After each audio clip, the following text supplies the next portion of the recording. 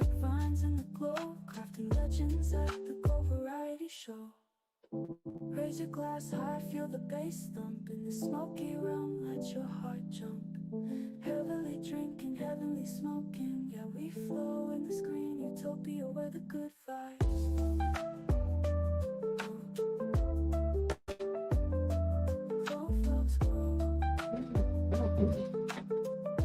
Oh my God,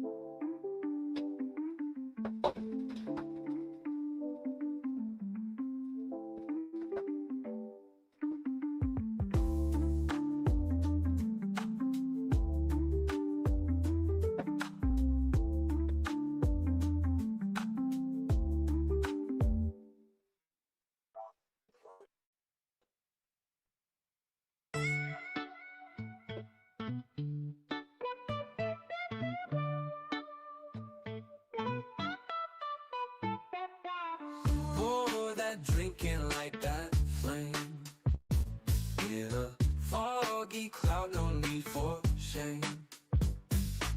Sipping slow and taking it high underneath this mango sky.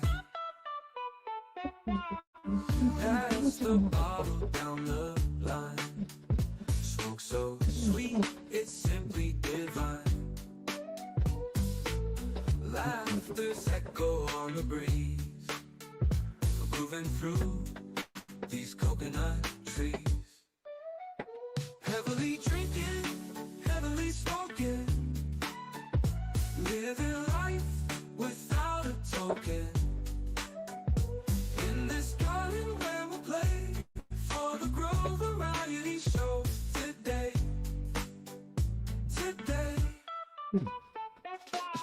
Cool the fire, fuel your dreams.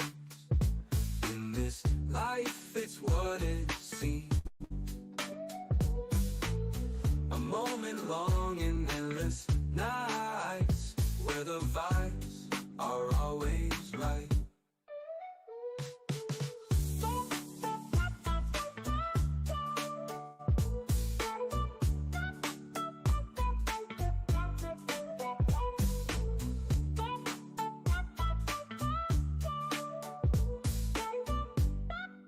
Now here's something we hope you'll really like.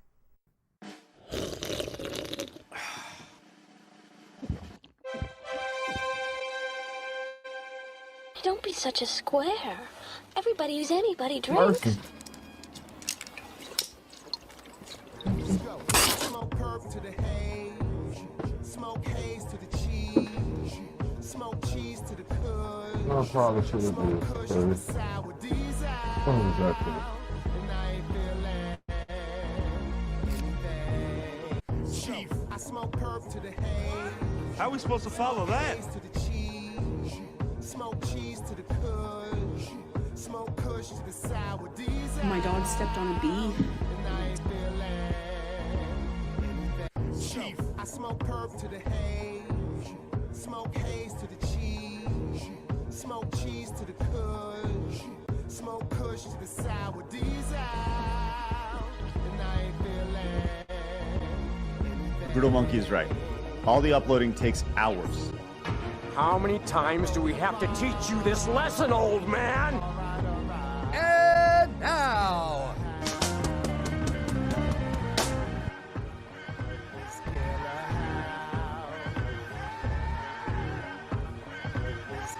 impressive. Most impressive. Oh, right. Oh, shit. I forgot to turn everything on. I was so excited trying to get in here from the rain. I ain't got none of my features on, no nothing. How y'all doing? All the lights off. I'm a got up in this thing. Oh my goodness. Oh my goodness. Oh my goodness. My bad. Wow, you know it's bad when the cam gets knocked down. There we go. I think, right? There we go. Oh, my shit came off.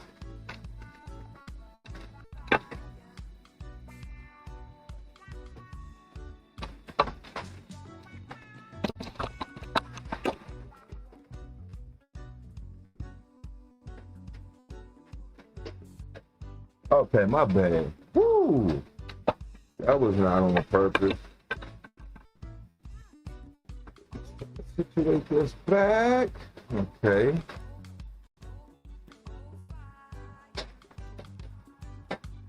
Dropped a little bit, my bad. I can't even hear the music. What's going on here? I'm a film. I'm not hearing anything on my headphones. My fault. How y'all doing today, man? I'm enjoying myself or trying. I didn't expect those technical difficulties.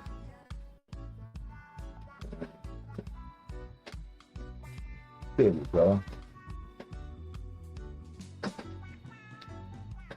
There we go. There we go.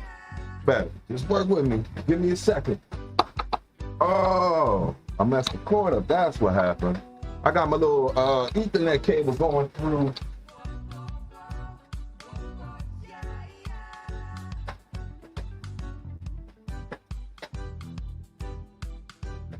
My bad, it's raining. Yeah, I got my Ethernet cable running through the tripod, and so I must have kicked the wire over, and that's why the camera fell. That scared the crap out of me. I still don't like this.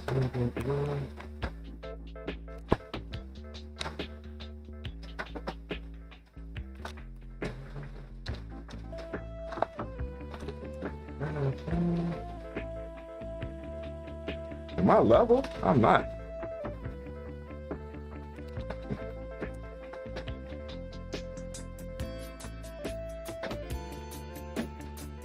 Cool. Right. Cool. Better. Everything's back to normal. Oh! I forgot one more thing. Good Lord. I came in here earlier and turned everything off. I should have left it on. I knew that crap. Come on, you big dummy. Come on, you big dummy. One more thing. I don't like this one in the back, and I promise it's the last one.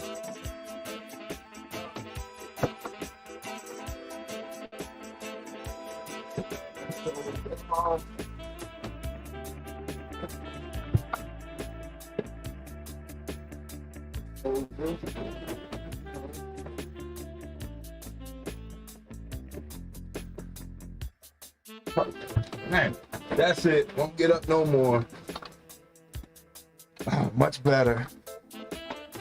How's everyone doing?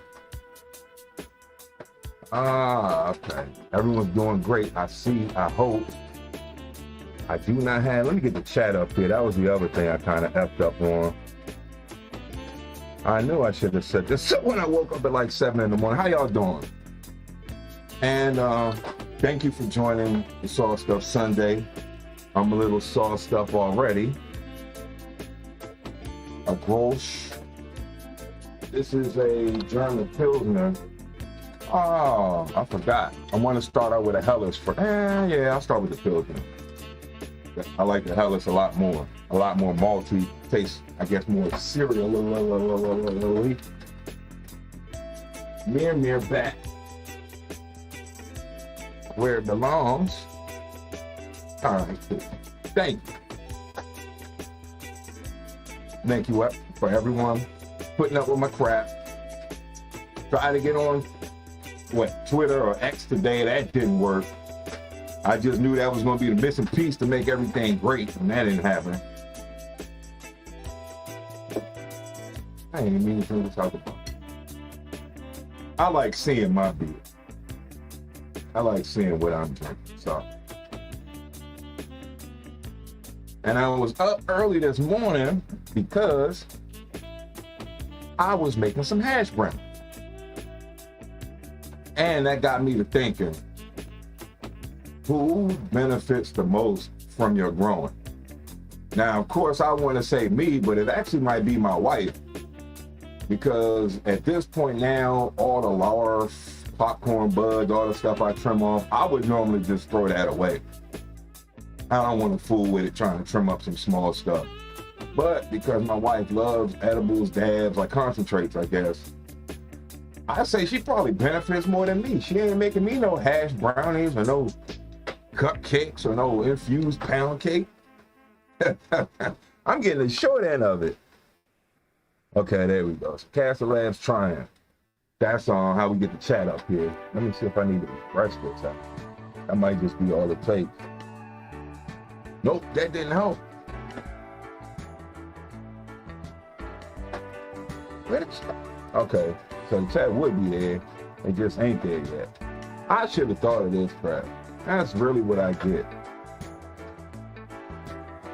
That is really what I get.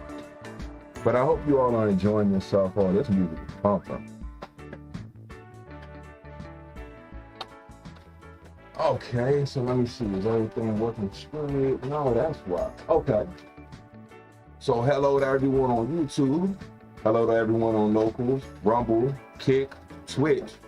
Try to get X, didn't work out. But for the Sauced Up Sunday, I got my Gross Pilsner. Oh, that's a lie. Did some more work into the show. God damn. I knew that was gonna happen.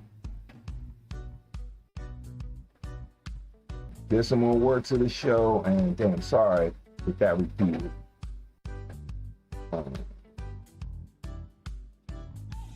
It's gonna be another one. Okay, that's why. That's where she's at? Okay. Sorry about that. That was an inaccurate. That was from last week's Sauced Up Sunday. And I do have some interesting things to talk about. Where's my fire? Can't do this to me. I'm in America.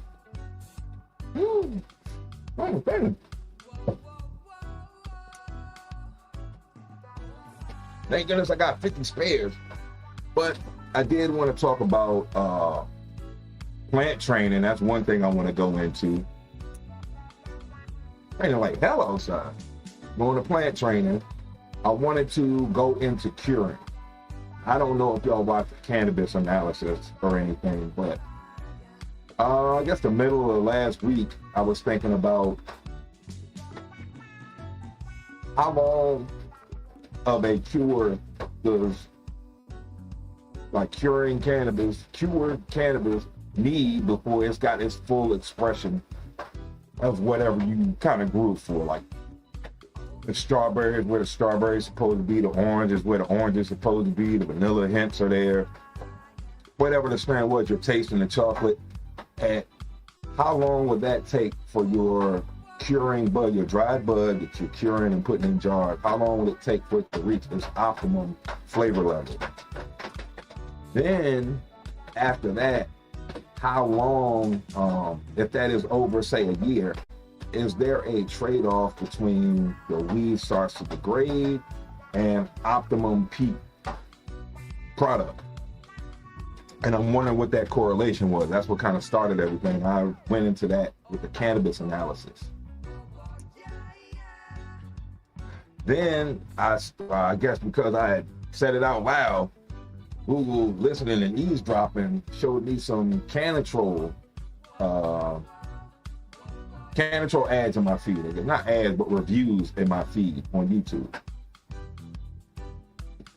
And the Cannatrol is, for lack of a better term, the size of a wine box, a wine cooler. And I think they actually are wine coolers, just the body of them at least.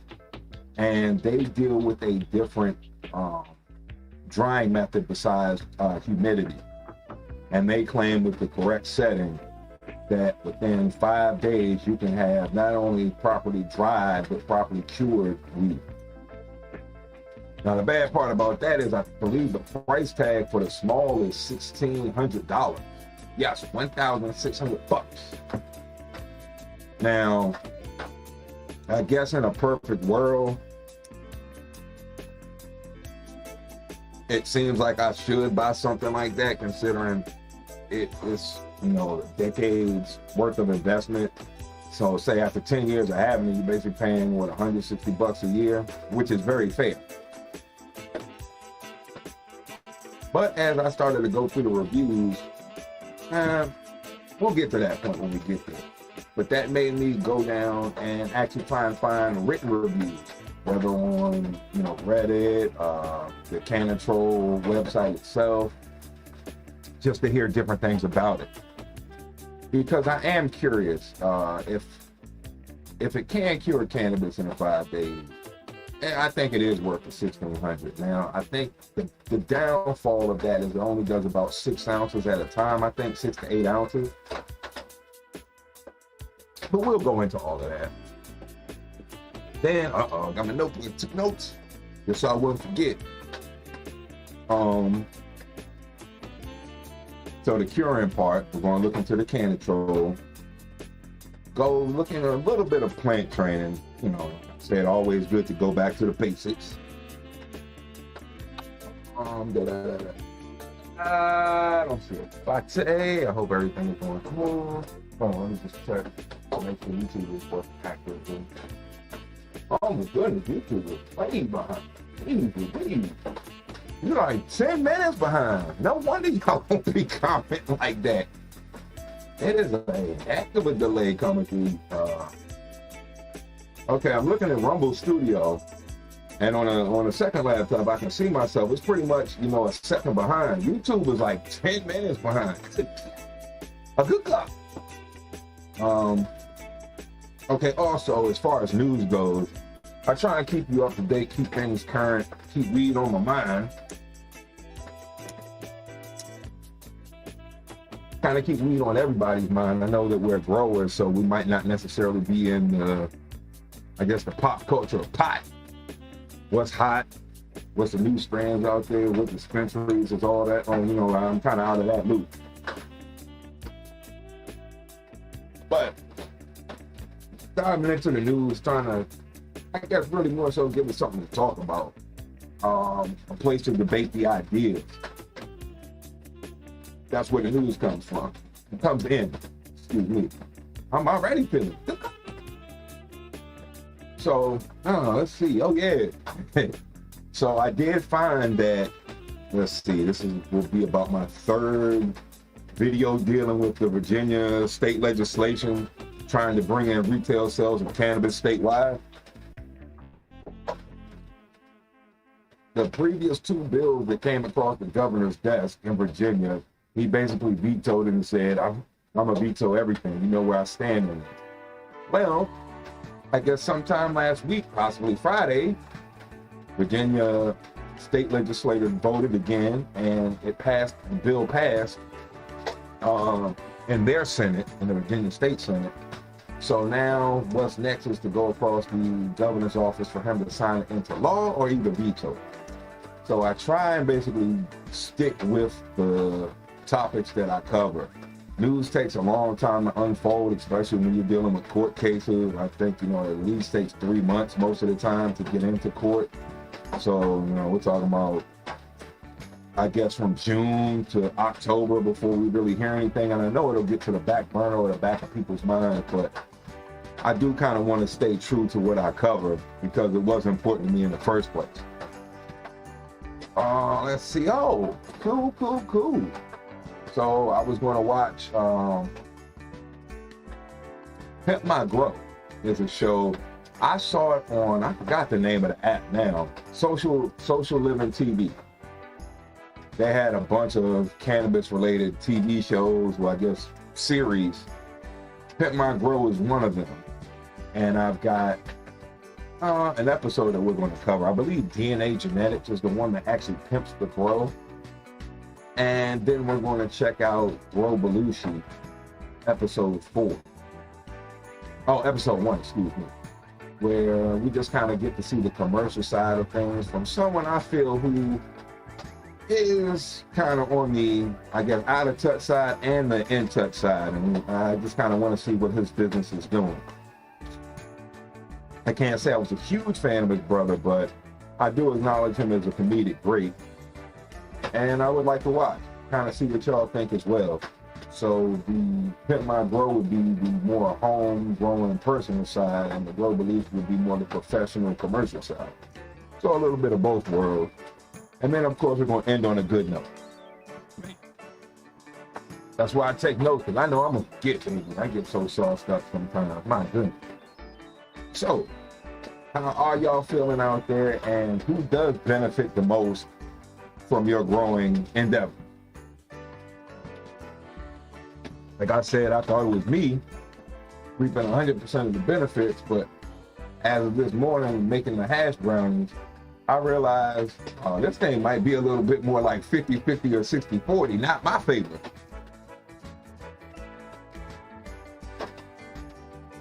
There we go. My fault, just had to get the light. We'll go ahead and get into, I guess, the curing portion of the show.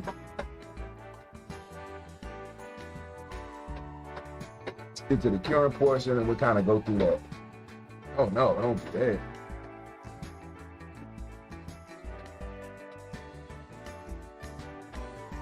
I don't know what that's about.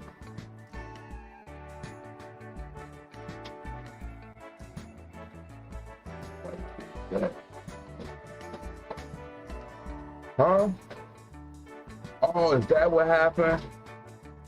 Okay. When I dropped the camera, I dropped my web page. Way to go. I'm doing it. Okay, pass it over. Go to hell. All right. Let's see if I can restore all the pages that I had. That hurt. Oh, okay.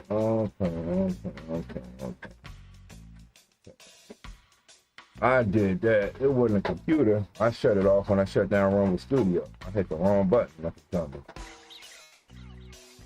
Oh, are you kidding me? Oh, this sucks. They won't, what am I trying to say? They won't give you everything in a cluster. On my other laptop, they basically restore all the pages that you had. Okay, yeah, we won't need to go through that. I can just deal with this one out, so. How to store cannabis long term, yeah, that's cool. It's the same article, it's different. That's all right. Okay, yes. All right, we'll go into it now. Everything's all to the good again. Everything is back.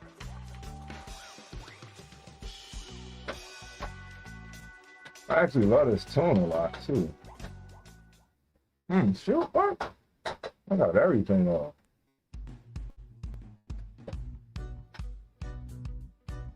Oh, I was jamming. Don't do that.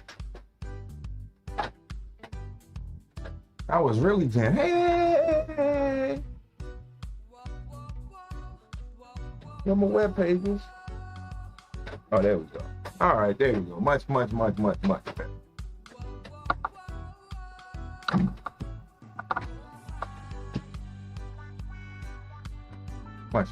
better. So now, how to store, this is from Royal Queen Seeds. This was a decent article I saw. I'm gonna try and run through it because you can just go through the cannabis analysis, aging weed, and I go more in depth with this. So I'm not gonna spend a huge amount of time. So anybody who did watch into it, I'm not gonna bore you to death. Oh,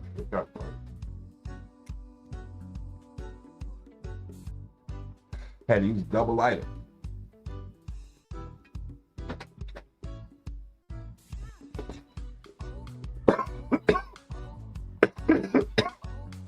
Whoa. Oh, that hurt. But my head is clear now. Oh my goodness. So, how to store cannabis long term. I'll move camera.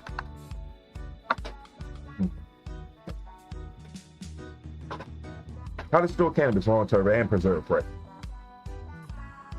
Oh yeah, I'm not gonna go into the introduction. We get it. While aging is inevitable, it can be slowed down with proper preservation. We'll teach you what can harm your buds with age and how you can preserve them for time from the elements. Okay. And, so, okay, this is like the main vital part from this. What happens when your cannabis gets old is THC is converted into CBN. CBN has less of a psychedelic effect and more of a body relief effect. Let me see if I got that straight. As the THC breaks down, it does not disappear. In fact, it's converted into another cannabinoid known as CBN. This cannabinoid has some mild psychoactive properties, but it doesn't get you high on its own. This conversion mainly occurs when weed is exposed to oxygen and heat, although the process takes time. So a long duration in the elements, basically exposed to the air and the element. Does it explain? No, it doesn't really explain what CBN is. Let me go up. Actually, because I thought they did have a better explanation. No. Yeah, wrong. Okay, so we kind of get this. What are the things that make weed age? Humidity, temperature, oxygen, light.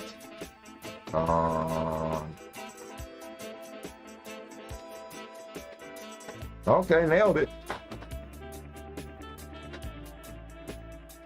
Okay, so of course, proper curing is how you get your weed to, that's the proper drying would be the first step into preserving your weed long term.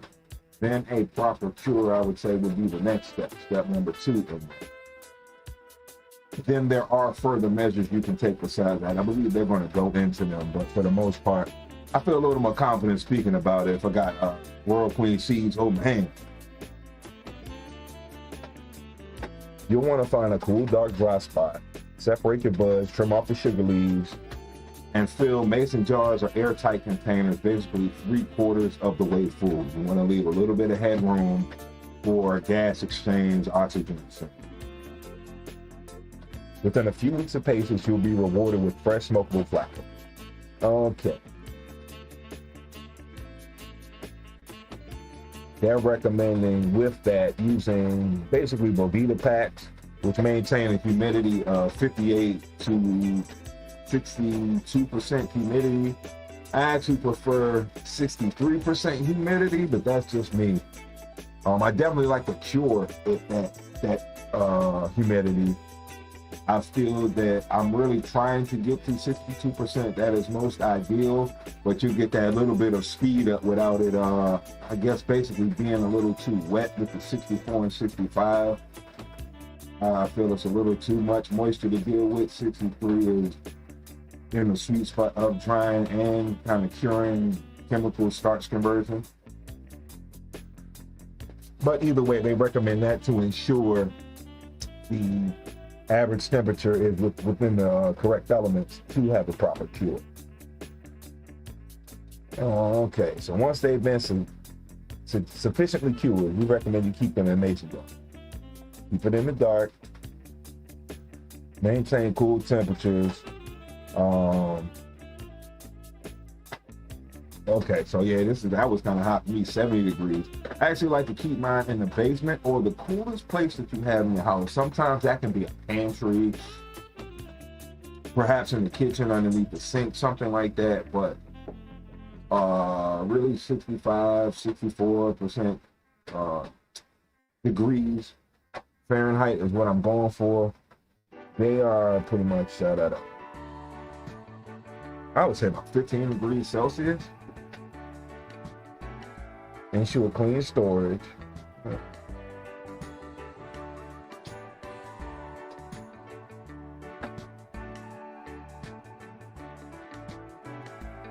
So, okay, here we go though, the advanced preservation. Okay, well, we stay fresh when it's frozen. So this is primarily kind of what I will do as well. during the winter time, like a lot of the stuff I'll just put in the shed or something like that when it's December, January, February, it's freezing temperatures already. If it's too much of an excess, but usually I have a good enough designated area to where I can just leave everything in 5-gallon buckets in the basement. That's my new thing this year. I was getting tired of burping like 3 dozen mason jars only to vacuum seal them. So I started to get my trimming and harvest timing and trim time synced up a little bit better. I got better with trimming. It didn't take me as much time. So I really was able to use about 5 jars in order to go through my whole entire harvest. By the time I finished with one batch of harvesting, I would go on to the next strain and everything would be dry. I could go ahead and vacuum seal it, put that away, and keep reusing the same mason jar. Basically, I timed each plant in succession to be dried and cured and still have enough time to, have the optimum drying time and the proper cure time and all that good stuff before it was vacuum sealed. And I like the vacuum sealing as well because I don't have to worry about, at the point that I put them in there, it's pretty much done. If it wants to cure further, go ahead, be my guest. But I don't have to do anything else. Just waiting on the shelf for me. So will it stay fresh frozen? You can freeze foods for months, so why can't you do it with cannabis? Others amongst us hear this and they gag at the thought of it, thinking about ruining the flowers. Those that are in the latter camp, however, may be surprised to learn that you can effectively store your buds in the freezer for 1 to 2 years. Yes, I've seen this done quite a bit. You might want to go a little thicker than turkey bags, though. If you do go for it, make sure that you carefully avoid touching the bud, as the trichomes will quickly break off. Let it naturally thaw outside of the freezer. And the top layer might not be might be below optimal, but the stuff inside the top layer will be optimal. And aged buds isn't a new trend. To cap off our discussion, we thought that we look at these fighting against the notion that aged weed is being detrimental to cannabis. For some people, the curing process is an art form. For lovers of aged weed, the prime flavor of a certain strain emerges with time. And some consider it necessary to wait for at least 5 months after curing before smoking their stash. This is still a very new school of thought, though. In general, we don't recommend trying it unless you have lengthy experience with cannabis. Yet your journey with weed is your own, and we don't want to stop you. So that was them. Now, done with you. Done with you. Okay, now, oh, I can't get rid of that. Okay, that's fine. I'll deal with it. So this is basically going to give us the scientific breakdown, the science. I had to go to ChatGPT to actually get this answer. I could find it nowhere on the internet, specifically where someone had done this experiment or actually what I was questioning. So what I originally wanted to know was, how does cannabis quality improve over time the longer you let it cure or age? Because I initially wanted to know, strain dependent. What would be the best time to cure something? 3 months? 6 months? Is it within the window of the 3 to 6 months? Is it a year? Will it still actually be curing if it goes past a year? Like, how long does the curing even take? When is the chemical process over for cannabis? From when it's beneficial to where degradable, I guess, or bad. So this somewhat helped. I did learn a little bit when I was going down this rabbit hole. I didn't get satiated with the answer exactly, but I'm sure in years to come we will have the exact graph and scale that I want to see. Okay, on day 47, that's when it's at its peak form. And anything after day 51 is not beneficial. Like one of those line graphs, I want to see that, the curve graph. But that is not what I found at all.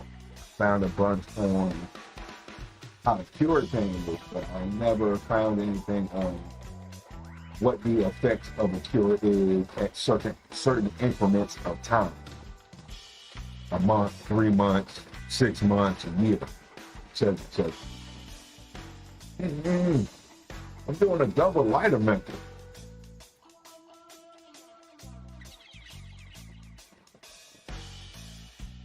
I was lighting my candle and it's got on this, and now I won't make any friction, won't make a spark. And my other lighter doesn't have any fuel, so I need them both. Okay, so this basically, ChatGPT came with basically what happens during the process. When you're curing something, exactly what is going on. So, overall, of course, curing and aging can make significant improvements on quality. The first few weeks, within the first 2 weeks to a month, is the essential curing phase, as they call it. Moisture reduction. Floater removes excess moisture while keeping terpenes and cannabinoids intact. Chlorophyll breakdown reduces harsh, grassy taste by breaking down the chlorophyll and some other stuff. Smoothness, that's from breaking down the chlorophyll and basically flavor and aroma. Terpenes stabilize, enhance overall taste and smell. And I believe also from starch to sugar conversion is going on.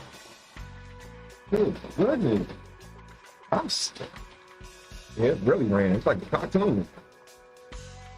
So in 1 to 3 months, the prime curing period, is where terpene development, more complex and pronounced flavors emerge. THC stabilization, cannabinoid profile becomes more balanced, leading to a refined high. Cannabinoid profile, I'm already spurring my sleep. Oh my goodness. Cannabinoid profile becomes more balanced, leading to a refined high. Burn quality. Does burn more evenly and with a cleaner taste. And I mean, that's due to, the chlorophyll breakdown, the moisture reduction. I mean, all of this is what the factors are. So 6 months plus, this is when the aging begins. You get the deeper flavor. Similar to aging wine or cigars, certain terpenes continue developing, giving a richer aroma. Okay, at this point, THC degradation. Over long periods, THC slowly converts into CBN, leading to a more sedative effect. Now, that's what it was. Okay, so it was the ChatGPT which explained what CBN was. Now, I thought that really a more sedative effect came with higher mercury, but it could actually deal with older weed, which is believable, which had more CBN, making you want to couch lock, just sit there and watch movies and pass out, versus being up and at 'em. That was real. Okay, a year plus aged cannabis. There is a loss of potency. THC degradation continues. So, okay, 6 months is basically, what they're saying is when THC starts to degrade. I guess the first start of it. But I want to know how significant everything really is. This is kind of the interesting part. There is a shift in effects in 1 year plus. Increased CBN levels can make your experience more sedative. Diminished terpenes. Some volatile terpenes may degrade, leading to a loss of a flavorful experience. So I'm guessing once you're getting into these longer aging, you're probably going to want more like heavier taste, like a chocolate or more like burnt hashy. I don't really want to say like like coffee, those type of flavor. That's probably what will make this 6 month, 1 year plus age time, and anything above that Anything before that is probably best for very aromatic, herbally, fruity, citric terpenes. So the oranges and I guess the blue dreams, the blueberries, things like that is probably best smoked before this 6 month, 1 year mark. For most cannabis, 2 to 3 months of curing is ideal for peak quality. With the longer aging of 6 to 12 months can provide an even smoother experience at the cost of a slight THC loss. Okay, so what is slight is kind of what my thing is. Okay, so what can be done to counteract? I ask another question. What can be done to counteract the THC degradation of aged cannabis? Okay, so basically use humidity pack, vacuum seal it for long term, store it in a cool, dark place. You can freeze it for extended storage. And points are pretty much there. And that's all the things that I pretty much thought on my own. Or seeing people do it. I'm not gonna say I came up with it and did it most of the time. Usually I come up with the idea and look to see if other people are doing it. If they can convince me that my idea was a decent idea. I know that sounds funny. But of course, I would probably agree with my argument points, but I want to hear somebody else. And I guess coming from someone else gives me the ability to be able to dissect it better, but it gives me a more overall better conclusion of whether I'm right or wrong, or if my thoughts led me to the correct destination. Okay, so I don't want to know how to do that. They're saying not maximizing the effect. Of course, vaping is what they're going for. So this is I guess, some portion of what I was looking for. This is giving me a THC breakdown over time. I was really looking for a terpene breakdown over time, but I guess we can kind of extrapolate, guesstimate what the correlation would be, or what am I trying to say? If it's this much of a percentage of THC breakdown, I would either assume that it's the same thing for the terpene percentage, or at least half of what the terpene percentage would be. So some kind of way we can extrapolate this information, and I think we all agree that there is some sort of loss over time. I just don't know how significant that loss is. So this is saying THC degradation over time. Okay, the first year you lose to about 16 to 20% of the THC. It's not really lost, it is just converted into CBN. I thought when I hear loss, like, oh, it evaporated, it left the planet, it caught the Holy Ghost. But no, it just got converted into another chemical, which makes a lot more sense. For the second year, 26 to 30% total THC is lost. The third year, 30 to 40% of the THC was lost. And the fourth year, 41 to 50% of the THC was lost in cannabis. So, I believe this is just ambient temperature things, and there's going to be a little shading off, I guess, if you were to freeze it. Full strength. Let me get in the full strength, and I'm tripping. Trying to make a point here. Y'all gotta see me. There we go. What am I trying to say? Oh. So there is a trade-off, and it seems to me like every year was a 10 involved. So the first year is a 15% loss. The second year is a 26% loss. The third year is a 36% loss. The fourth year is a 41% loss. And the fifth year is a 50% loss. So every year, 10% of the THC seems to go away, seems to be, it's the pattern. So I'm assuming it has to be somewhat the same way for the terpene. Hence why I would believe some 5-year-old weed wouldn't, like, I can smell it in the bag, baby. I don't think he probably would. And that would make a lot of sense. If THC breaks down at a rate like that, I would have to assume that terpenes break down equally or greater than the rate that the THC breaks down over time. There we go. That's what I was trying to say. Finally nailed it. Third time was a charm, baby. Uh-oh. What you saying? Oh, yeah, that's a charm. Oh, shit. I bring my laptop over here. Oh, stupid dummy, I got a phone.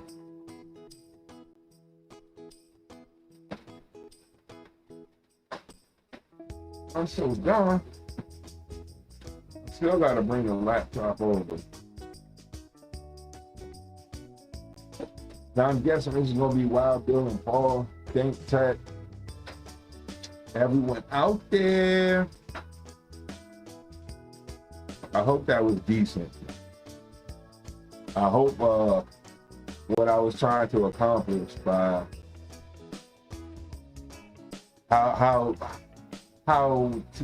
not THC, how the terpenes, how the optimum profile of your weed does over time. I couldn't find the exact information, but I'm just going to have to guesstimate off of the degradation of THC that the terpenes kind of react the same way. And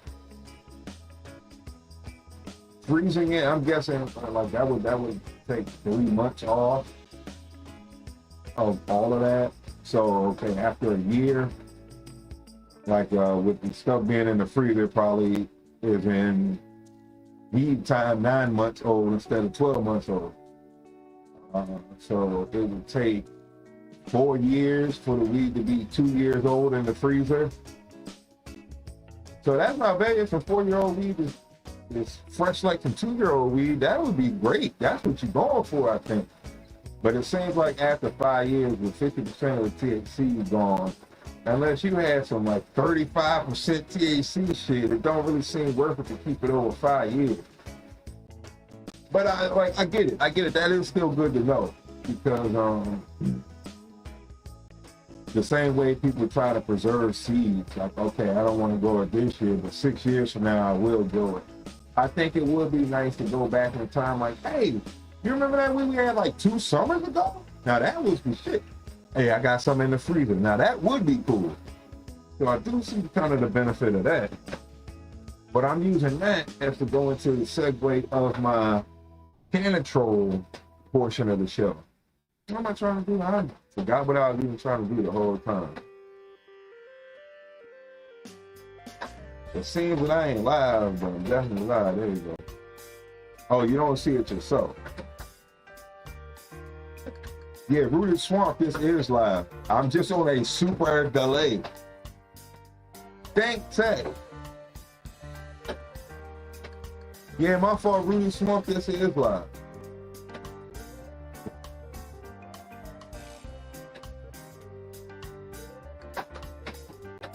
Okay, this ain't as bad of a delay as I thought.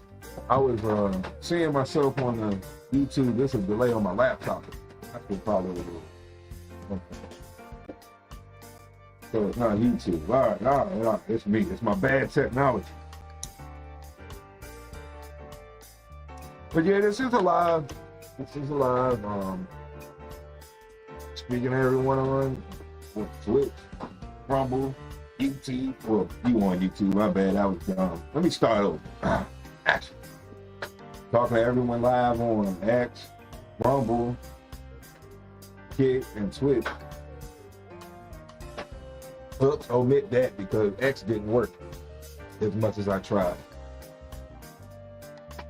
And I guess it was trying to merge through Rumble Studio. It's really what does it. Because I heard side scrollers talk about the same thing. They haven't been able to go to X for like probably 3 weeks at this point. So I'm kind of in the same boat. But that was going to get me into going to the Cannatrol.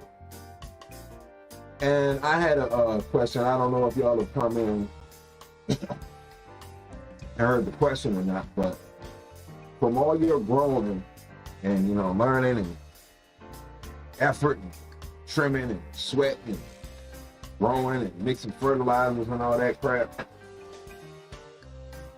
who benefits the most off of all your growing effort? I was saying I thought it was me getting 100% of the benefit, but this morning I had to make some hash brownies. My wife enjoys concentrates. And I had to realize, like, hold on. I think this is a 50-50 thing from all the effort I'm putting in. Maybe even 60-40 with me being the 40. So who benefits the most off of your growing effort? But I was using the aging cannabis little portion of it to segue into the Cannatrol, which says that it can pretty much cure cannabis, dry and cure cannabis within 5 days. And to me, that seems very difficult to do. I can't really believe it.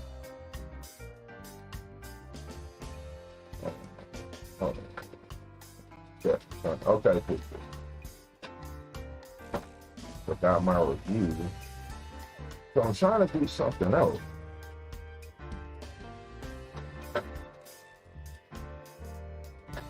I think I did a video on this. Oh, we gotta watch this first. That's what, okay, so everything's right, my bad. I was trying to set up the other screen.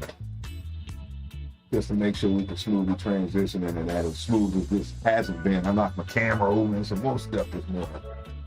But everything is saucy. Beer number 2 on the day, beer number 1 on the live stream. Smoking a little bit of Colombian. Feeling good. Went through the first portion of the show. Asked the question of the day for the show. Who reaps the benefits of your growing endeavors more, you or someone else?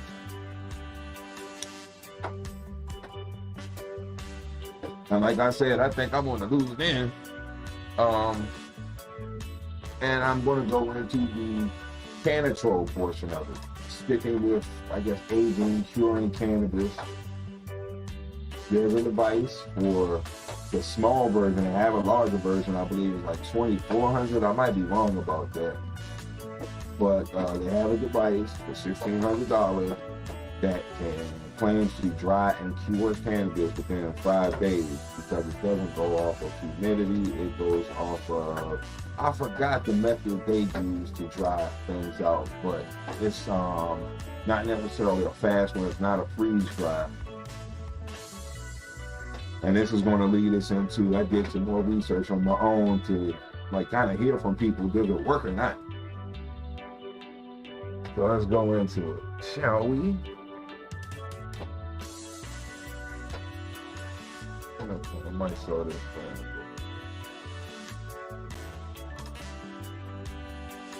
thing. I might sort of move it down a tad. Oh no. No! I should have hit pause. I'm dumb. Alright, hold on. I gotta switch it anyway, because it's about to repeat. I'm sure y'all tired of hearing that crap.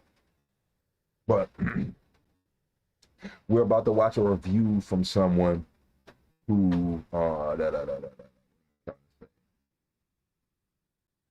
review from someone. This is actually on YouTube, but try and keep everything on YouTube so y'all can research it yourself. You don't necessarily need me or whatever. But really?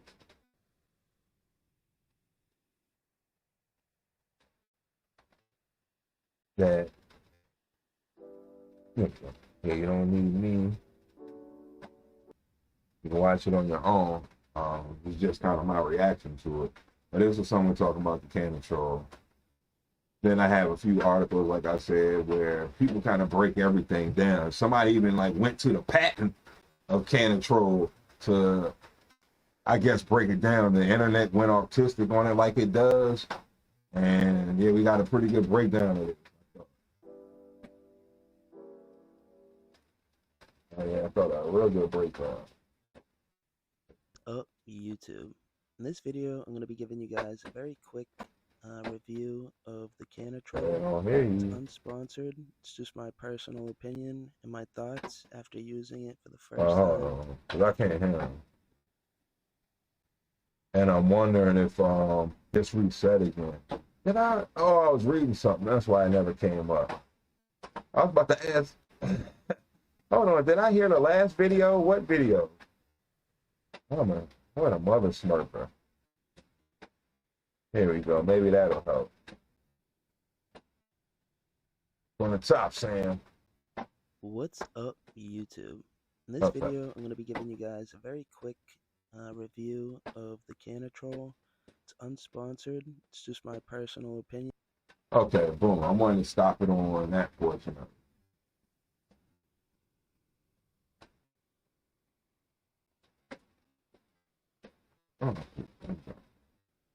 I want to stop on this portion so you kind of see it's just a series of drying racks. I guess like what's it, John? Like a cookie sheet rack from the restaurants. I guess you put the buds on the trays, let the thing do its thing. But the Cannatrol do its thing.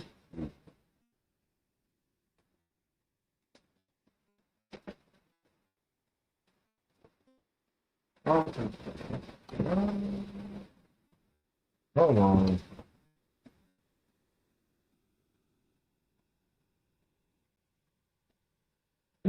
Okay, that's what it was. Okay. That is everybody. That's why I'm so confused. I'm responding to the wrong people. Okay, on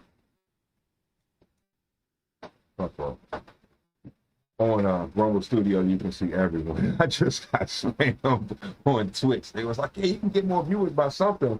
I'm like, what is this sentence? Do I gotta think now? I gotta turn my brain on? No, that's just a thought. So let's proceed. And my thoughts after using it for the first time after the last harvest. The Cannatrol is a unit where you can adjust the temperature and the dew point in order to dry and cure your flower after harvest. It can hold up to 2.25 pounds of wet flour, and it can dry with the default settings after about 4 days and cure. Okay, my bad. You said 2.5 pounds. My bad. I said what? Like 8 ounces? It was a while since I had seen this. I'm sorry. That was bad. I'm glad I did go over this to hear that. So that's not bad. That would be like probably a quarter of my harvest every year.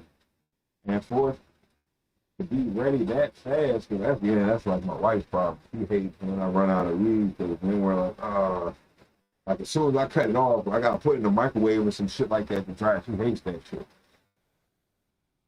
So if in that amount of time I could just be patient and wait 2 days, 3 days, you'd actually get something that was more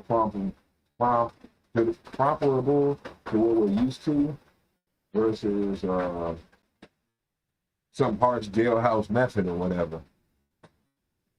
So that's not bad. I spent days trying. That's after another 4. So to dive right into the pros and the cons of this machine, we're going to start with the elephant in the room, and that's the price tag. The Cannatrol is listed at about $1,600 US, but after shipping, it cost me personally more close to about $1,800. Oh, okay. Ooh, I thought he was gonna say 2,000 or something, 2,100. Oh, hurt me. Is it that heavy? But from what I understand, it is the body. There's a wine cooler manufacturer, I guess, that he gets it from. They make the shell of it, and they basically, the Cannatrol people fill in the rest of the components of this hollow shell. So there is that benefit to it. Like they do, it's not just a wine box, a wine cooler, and that's like the #1 thing people are asking. It's not a humidor. That's like the #2 questions that people will ask. Let's hear him out, because he'll explain. I forget. Too much money for this machine. It's not that big, so it doesn't really hold that much weight. 2.25 pounds sounds like a lot, but that's 2.25 pounds of wet flour. keep that in mind. That's not 2.25 pounds of dry flower. So as it stands, I think this unit would be much better off between $500 and $1,000. Okay, he's right. So he said he wanted it to be between 500 and 1,000. I think that's what everybody kind of wants. I think if it was 800, people would be going for this shit. You see one in every house. You see this at every Smurf. But I think the Smurf is too expensive. 1,600, and he's right. I didn't consider that portion. 2.5 pounds of wet flour. So more like 1 point, what would that be? 1.17 dry flour or whatever, considering I'm just giving half of the weight shrinking out of it. I think it's more realistically like 70% of drying it is like water. So I get it. It would be like making jerky. You start out with these big slabs, and when it starts to cook, and it just shrink. So, but still, that time, that still would be a lot for me. That means I wouldn't have to spend my entire night off, like basically from 5 p.m. to like, I know when I get going, sometimes 11 p.m. trimming flour. With, of course, breaks and whatnot, but you can save me one of those sessions, it might be worth it. I want to hear him out, though. I do think he wants it to be 800 to 1,000. He basically spent double that on this. The initial cost was 1,600, and then he had to pay for shipping and all that crap. I think that's a much more reasonable price for what it is. And I think that's something that a lot more people would be willing to spend. One more thing that I would like changed is the ability to change the humidity on the controller rather than the dew point. Because in order to change the dew point, you've got to take the temperature into consideration, and you've basically got to use a dew point calculator. It'd be much easier if I could just change the humidity on the unit. One more thing that I don't really like about the Cannatrol is the fact that they only offer a 1-year warranty. For the price you spend for the unit, I would like... What? Basically, they want you to spend $2,000 for a 1-year warranty. I get more than that on headphones from Amazon. Oh my God.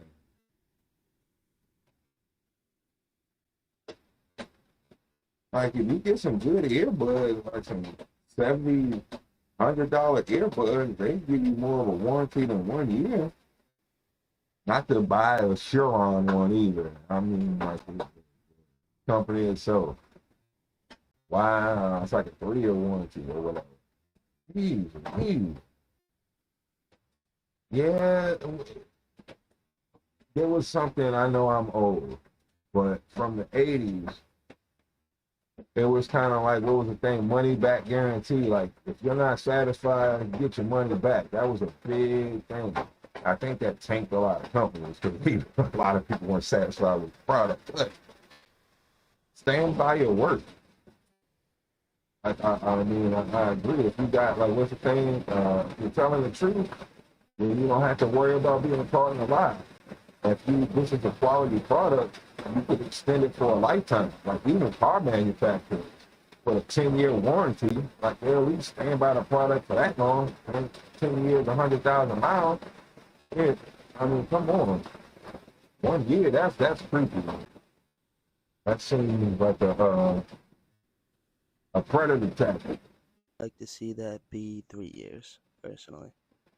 Finally, my last complaint is, like many people, I use YouTube to do research on a product, among other sources.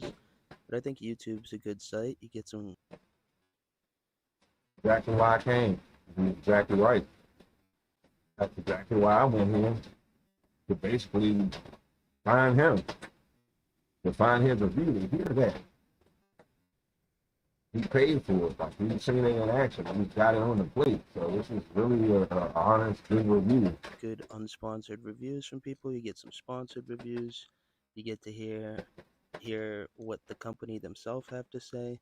So I use YouTube to check out a product before I buy it, and on their channel, they turn the comments off on like every video.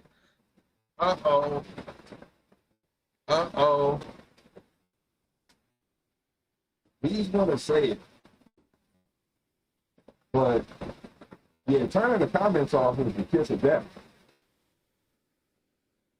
That's basically saying not only that people were pissed off or saying negative things to your narrative, but number two, you're not willing to like stand there and justify anything.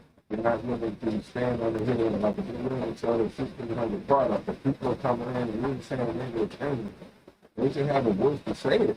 I don't see why you turn your comments off unless you got something to hide. I'll sell you something that's overpriced, but I don't want to hear you critique kind of how I take it.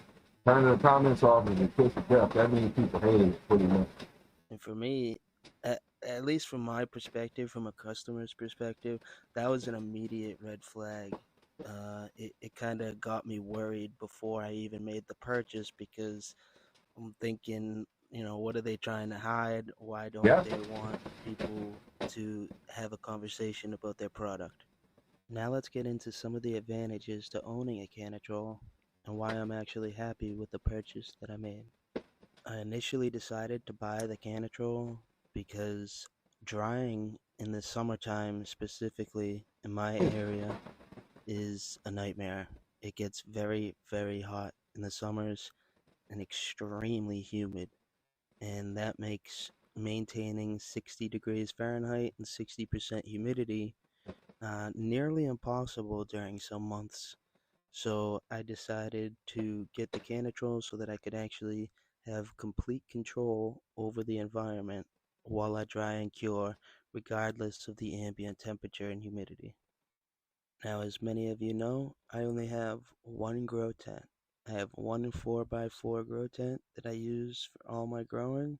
Before I got the Cannatrol, I had to use that grow tent to dry the plants as well. So it would hang the plants whole in the tent for hopefully 60 degrees Fahrenheit, 60% humidity for 2 weeks. And that's 2 weeks that I wasn't able to grow plants in that tent because it was being used to dry instead. Now let's talk about the most important part. Does it work? Hey, yeah, them headphones aren't really save you from hearing them crap. So he doesn't sound happy, he sounds kind of pissed. Speaking of that, yeah, I gotta go with my eyeballs is floating. We'll watch the rest of this and I'll be right back.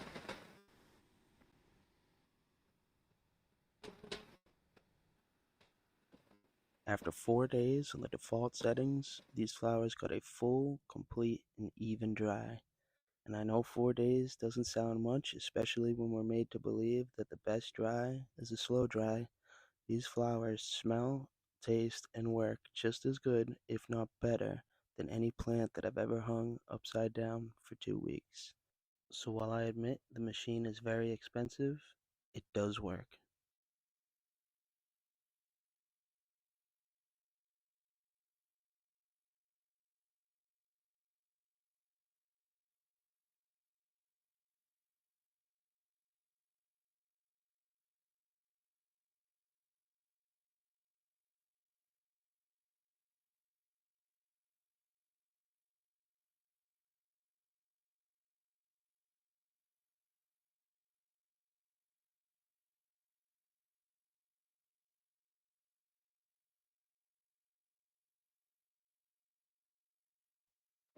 Oh, shit, my bad. My bad, Doug. I didn't mean to do that. I'm so sorry. Oh, I thought I was going to time it perfectly. Oh, my eyeballs was floating. It was hurting. Oh, no, dude.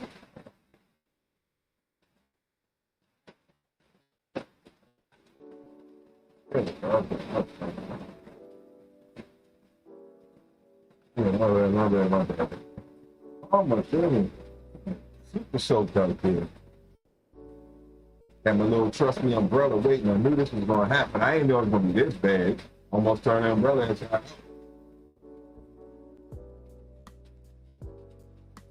But yeah, that's the problem.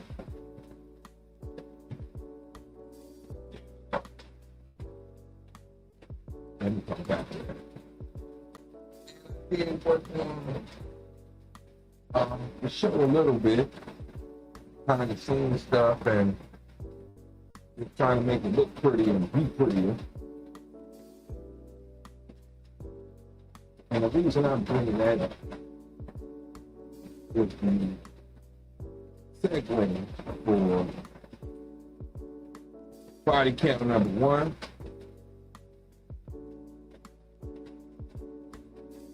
Got a higher body count than yours. Well, should I add this to your body count? Bam! How you like it now? I said I wish I had something for it. That was it. So once I type it in, part 2 of the celebration. Got a higher body count than yours. Well, should I add this to your body count? Not yet.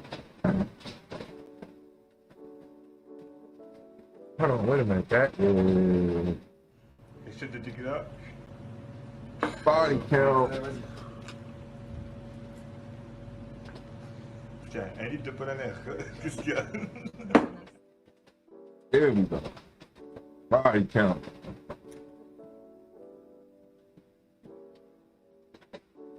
That give me an idea. I need a mega mix. All right, I'll do that one. I need a body count mega mix. So, I wanted to show that review. I do have another one, but I think that was pretty thorough. I mean, that was about that answered all the questions I wanted to know, and I have to agree with them. There's no point to argue with something I agree with, I guess.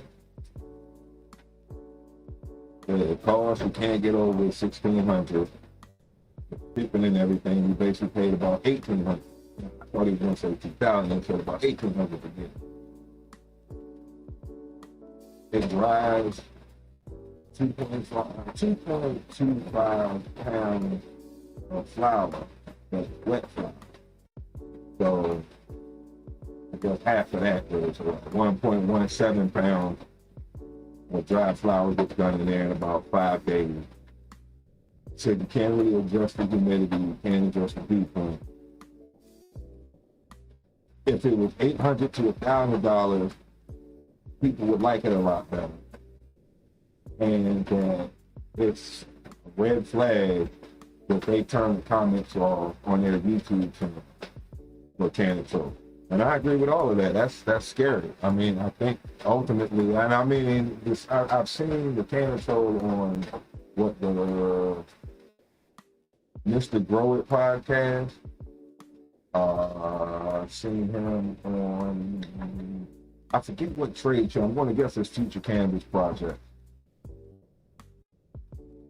But the number one, even on that first little commercial he showed at an expo, the first expo he did. So I've seen his demo about 5 times. It hasn't really changed much. It's the same like sales pitch. It's a little more speedier and refined, but it's initially the same sales pitch from like 6-7 years ago. And every time people get like, why is it so expensive? What does it do? That's all of the whole, like people are really pissed off with that price tag, price point, however you want to say it. And yeah, oh shoot. Oh, okay, woo, that scared me. I dropped my phone so much I had PTSD. Just my little notes. Just to make sure the show was going online, I gotta remember plant chain. I know that's the first thing I thought of. The vegetarian part. We're into the Cannatrol part.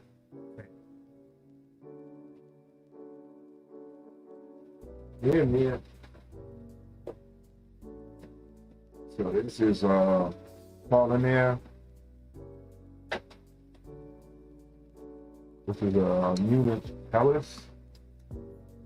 Helles, which means bright when you're staring in the book.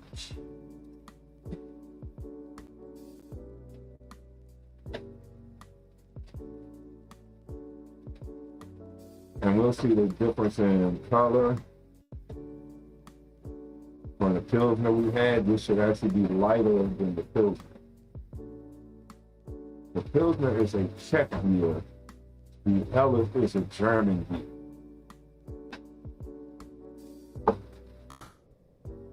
It's a different concept, but to get you kind of to the same point. So it's each country's interpretation of basically a bright beer. Pilsner is the lightest beer, only to be chopped by Hellas. And it's a lot thicker of a body than drinking a Pilsner, which is like drinking water. This would kind of be like, not truthfully, but the difference between drinking milk and drinking water. Like you gotta be a little slow down on it. But it's a lot sweeter. It's like almost like Cheerios in a way. It's a lot, the grain is a lot more pronounced. But we on beer number 2, and I'm going to basically a thread I found through Reddit, and we'll see what the site is. But people were talking about the Cannatrol, and apparently a gentleman had made his own Cannatrol and was talking about he did it for about, I believe, $500. Now, I could be wrong about the total cost being $500. The total cost could be $650, but it's a whole lot less if you want to work. But I think the dude was a licensed electrician. We'll get into the thread. Let's just check it out. So, we're going to I should have set it up. But yeah, I'm not good. I'm not good. No, don't go back. Okay, Rumble's on point. All right. In my peripheral, I can see Rumble changing screens exactly when I'm doing it. Let's see. Let me get into the folder. Oh, this is it? Okay, nice. So where's my stuff? Okay, that's that. This is me, right? Cool. All right.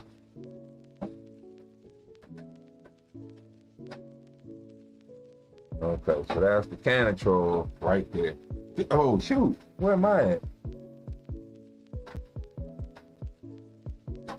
I didn't know I wasn't there. My bad. I didn't mean to do that. But that's basically Cannatrol loaded up.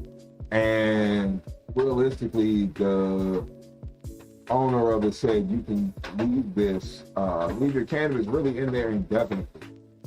It's that secure, it's that airtight. You know, you could set it to a different mode for like long-term preservation, whatever you have. I guess if you have it this much, like this is laid out though for demo purposes, I'm sure. Oh, this is dude's version of it. That's what it is. It's the Reddit post guy. This isn't the Cannatrol. This is the Cannatrol that the guy made, and I'm sure he used restaurant like cookie sheets, like the large cookie sheet to do this. Oh, got some little racks there. Okay. So boom. Because Redditors have shown interest in my DUI Cannatrol, here she is. The total cost is roughly $275. What? A quarter of the cost of the Cannatrol.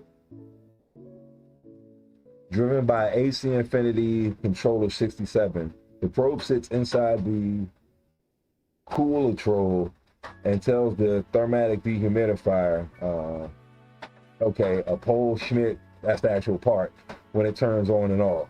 The best results are achieved with 55-degree temps and a gradual slope from 80% in initial humidity upon loading the fridge to 60% over 10 days. Okay. You can load the buds in the bruise bags for curing if you have more to harvest or keep in the fridge for long-term storage. I greatly prefer the buds dried and cured in Coolitron over hang drying, and it would appear that my friends have sampled it and they prefer the Coolitron better too. Okay. So basically, I pieced together all these parts on my editing unit. So this is what he's talking about. This is the Cannatrol. Like, I don't know if that's what he's calling it or that's actually what the box is called that he got it from, or I have no idea where Cannatrol is coming from, but I'm assuming that Cannatrol is actually the name of the box, and he worked within the parameters of the box.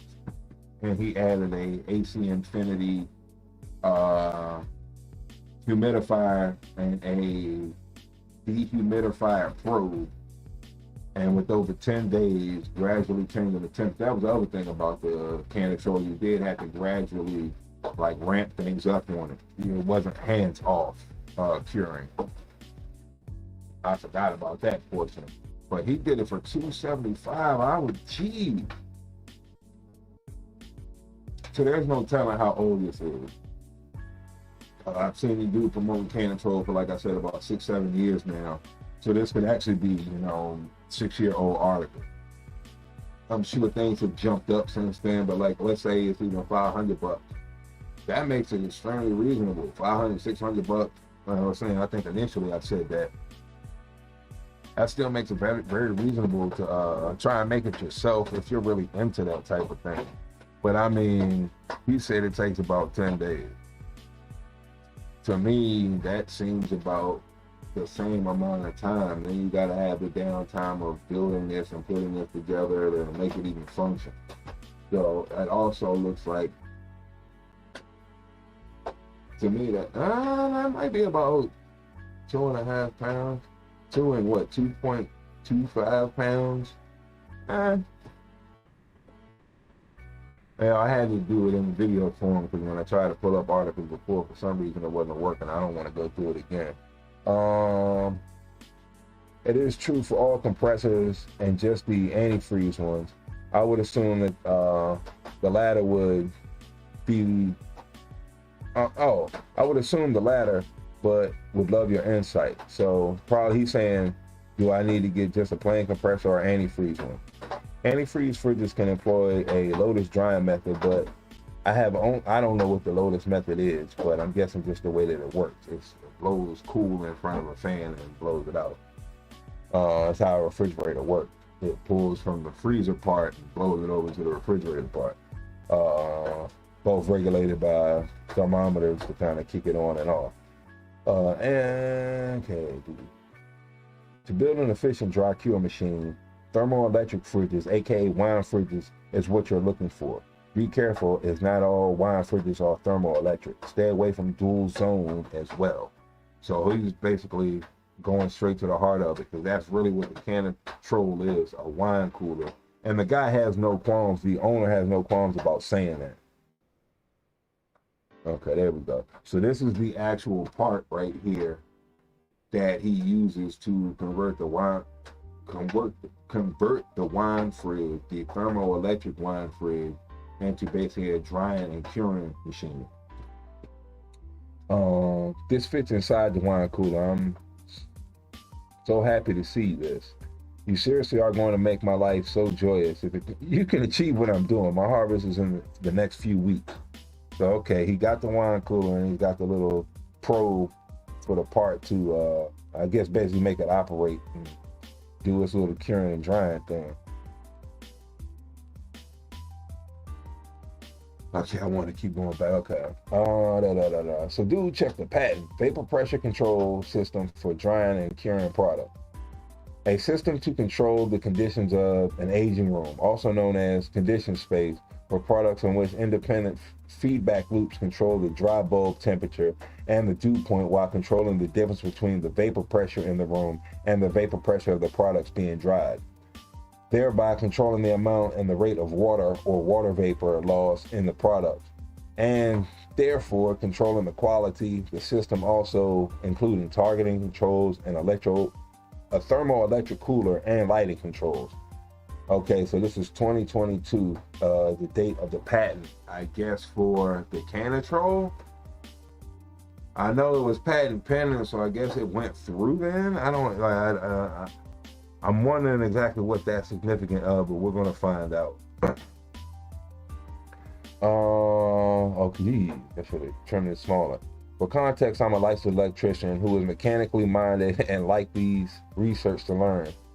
I came across the Cannatrol Cool Cure and was instantly curious, but quickly got hesitant. So I decided to research on my own, and he saw it was about $1,600 plus shipping.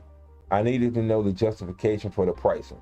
After going over what seemed like every YouTube review of the product, I got even more suspicious because most of the videos were people who were recently unboxed their Cannatrol and didn't actually have the experience of using it.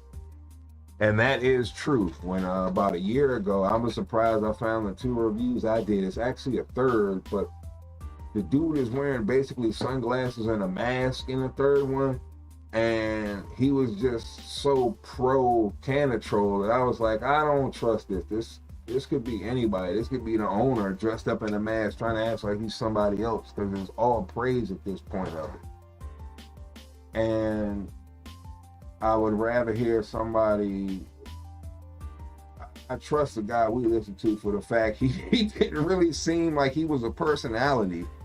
He really seemed like it was an honest review, and he wasn't like, he stated some good points and pretty much what most of my concerns were.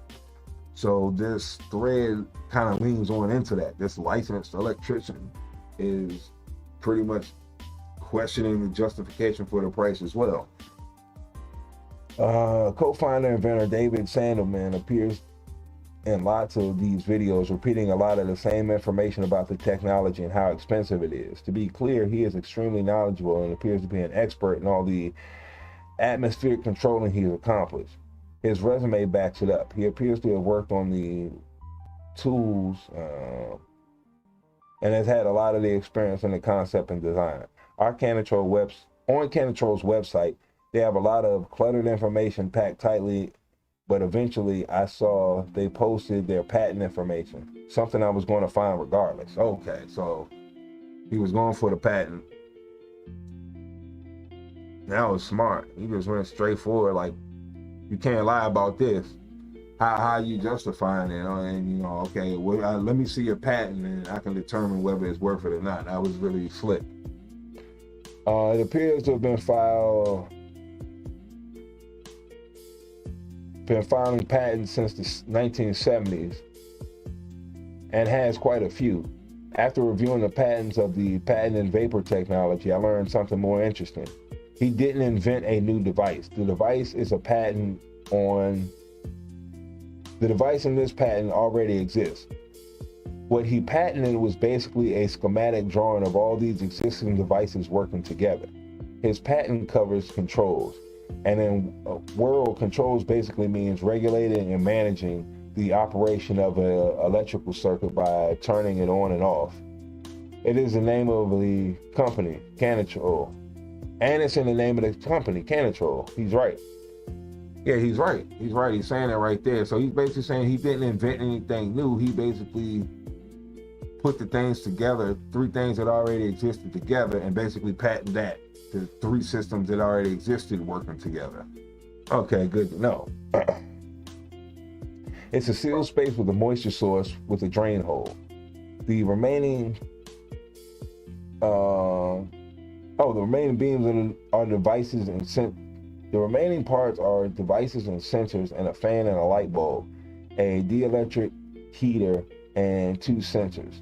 Between all these components and some wires, and then there's a brain for the unit in which everything. Okay, in the case of moisture source, there's a sponge, and their sealed space is a shell for a mini fridge. I understand the use of an existing product, acquiring it, rebranding it, and repurpose it to save money. It would be a tremendous cost to design and manufacture your own, and this fixes a problem for very little. Remember, the product is being sold for $1,600. My point is I'm sure the product works great and it's totally obvious solution for a very old problem in the process of cultivating cannabis, but it feels like I'm paying for a patent. Yes, I ordered one yesterday. That was honest. That was honest. Okay. So he basically ripped him a new one as far as I'm concerned. He basically was pretty much saying the dude didn't really invent anything new. He'd been patenting things, trying to get it right, and it didn't really work out. And this one kind of worked, but it's not necessarily his own idea. It's just a collaboration of ideas. And that he actually, after all that, he ordered one. So I'm wondering, it seemed like he liked it from reading it. That's why he ordered it. But I am wondering if it's like, did he order it to take it apart and like really troll? Yeah, I'm not sure. All right, so the next part. Okay. And my fault. Because it's a video and I gotta read it, like the font is so tiny. Next time I'm going to get like sentence by sentence so I can sit back from here and read it. This font is extremely tiny. What I'm saying is for 1600s, the moisture source shouldn't be a sponge, and you shouldn't be able to pull off the Cannatrol's logo and see the fridge manufacturer's name. For 1600s, the component, devices, and sensors should be high quality, but people are reporting things like the fan breaking down, and they take it apart and it's a cheap $10 to $20 fan. I'm convinced the Cannatrol works, but I'm not paying for a quality product. Rather, we're paying for a patent and the opportunity to use it. A patent that just covers a series of things that already exist connected to a monitor in a certain order. I guess in the very least, people look at drying and curing differently and with more of an appropriate understanding of the science. So maybe screw you and thank you, Cannatrol. Let me know your thoughts. Oh yeah, and thank you, Cannatrol. So okay, like he's still on the fence himself. So there's more. Okay.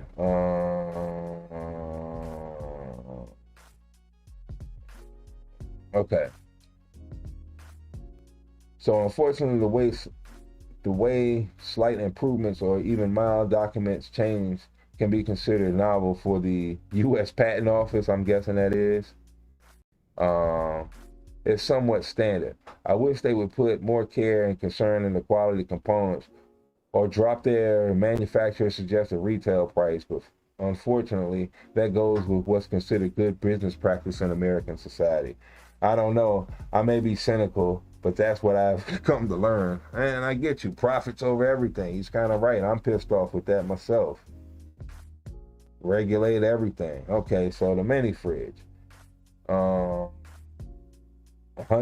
with the dew point system. Okay, the mini fridge shell. $100 dew point system. Sensor. $150 wet bulb sensor. $30 dielectric heater. $125 surface heater. $50 fan. $20 light bulb. $10 ceramic controller. $30. I'm being very generous. Total $515. Let's be real. In bulk, these components would bring down the total at least another 10%. He's right, yeah. That leaves you around $1,150 or so to split between a sponge and their profit. Okay, that seems about right. Not to mention if you have the Cannatrol in your cart for checkout and shopping and shipping, it totals $120 for me. But if you add 10 of those small paper bags in my cart, my shipping goes up almost another $20. So $140 shipping, $20 of which is for 10 paper bags that's been bundled with a mini fridge for shipping. Damn, that's kind of tough to swallow. So hold on. So basically $1,000 to split between everyone. And that sounds about right. Probably expensive to keep the warehouse lights on, and he's always claimed he pays his people well. They got a 401k and all this, so yeah, they probably making top dollar to make these things. Hence why the components are cheap. and it's basically, what's that, 2/3 of the money of their profit? Yeah, that sounds about right. That definitely sounds about right. So I'm guessing if I'm interested, it is probably better to make my. I'll just try it. I'm not tripping. Nature's hadn't been wrong so far. Why am I worried about it so bad? So that was that portion of it. Going back to the original. Oh shit! Hold on, I'm missing crap. Thanks, Ted. Wild Bill. Morning, just woke up. Yeah, that's cool. Good morning, everyone. I was just, let me see if I can recap this. Pulling a thread from the cannabis analysis from last Monday, bringing it to this Sunday show for aging and curing cannabis. I originally wanted to know, when is the optimum time, when is peak terpene in cured weed? How long does that take? 3 months, 6 months, 9 months, a year? And can you preserve those terpenes? How long can you actually preserve those terpenes? When do they start to degrade? Is it 9 months? Is it a year? Is it 18 months? And I went through, well, we needed ChatGPT's help for this one. I couldn't find any real articles on it, so I'm guessing it pulled from, I don't know where it went to find that crap, but it took it like 10 minutes to get it with Wi-Fi. But came back pretty concise. I was semi-happy with the results. And it seems that about 6 months' time that THC is starting to break down, and most of your aromatic terpenes are going to start to be lost at about the 6 month point. Now, what is it? After a year of storing cannabis, it loses about 15 to 25% of its THC. It is converted into CBN, which is not as psychoactive and more sedative than THC. After 2 years of storing or aging cannabis, it will be at 25 to 35% of the THC being lost. At year 3, 36 to 41% of the THC being lost. At 4 years, 42 to 40, what was it, 47%, 48% of the THC is lost. And after 5 years, like 50% of the THC is lost, which is converted into CBN, the more sedative stuff. So about 6 months is peak for THC, and I guess peak for terpene. Then I went into the Cannatrol, and we saw an honest review from someone, and he was basically saying the price point was way too much. If it was about, he paid $1,800 for it after shipping and handling, which we just went over, which was about $120, $140, which seems accurate because $1,600. Guy said he paid about $1,800 all said and done, and he was very unhappy with what it was for that price.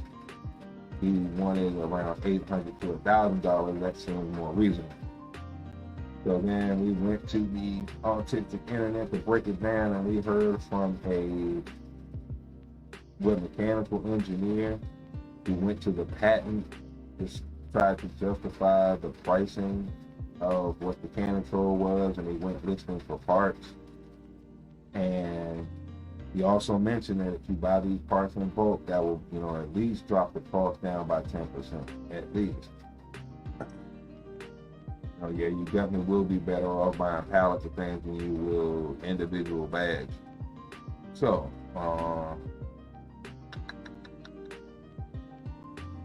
he was saying once he priced all the parts up and being generous, that it was about $515 for the wine box and all the parts. The rest of that would probably be profit, which I would agree, because it's very expensive. They basically have a warehouse. The rent is expensive, and also I've seen on numerous occasions he claims he pays the employees very well. They have a 401k, they have benefits, all that good stuff. That cost. And also the comments are turned off on their YouTube channel, which is never a good sign. And we were just trying to see if the Cannatrol was worth it. You know, I guess about 24 hours ago, I was kind of like, yeah, I'm kind of with it. I might be worth it. It might be worth it to get it in the long haul. You know, in a 10-year span of things, it probably would be more beneficial to have some kind of aid. And seeing all of that made me say, yeah. But, you know, hey, I'm not knocking anybody who does want to get it. Cheers. Sauced Up Sunday. We've already hit our first body count and saw our first set of mommy bags.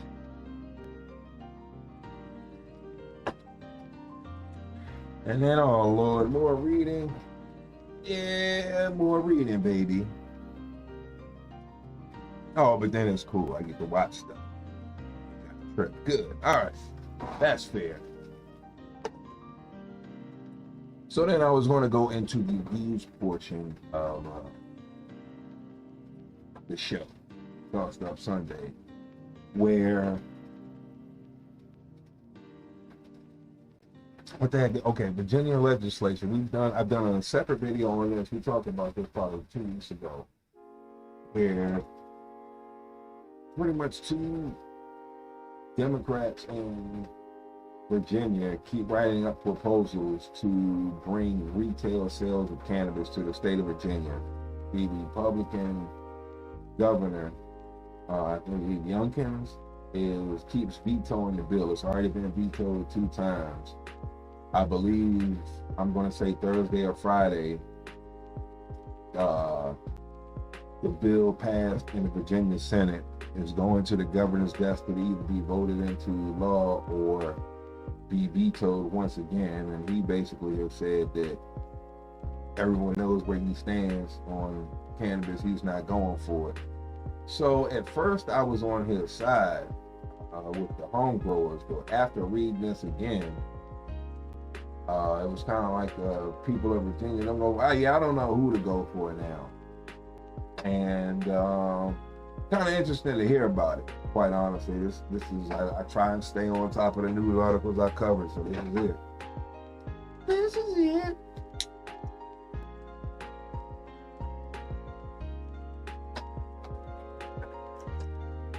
All right, actually, let me cue it up first so I don't go in there and have to do this on a small screen and y'all be like, what? What was that? All right, let me get the Dibio ready. So the Cannatrol, yeah, I'm still on the, I shouldn't say I'm on the fence. It's a no, I don't. I'd buy a new car or something. That's quite an investment. Oh, I had quite, oh no, that's the second one, okay. Oh, that's the Make Us Land on VA, here we go. I shouldn't have titled it VA. That was on the way bottoms of the list this is. Okay, cool. So we all to the good. Everything's queued up.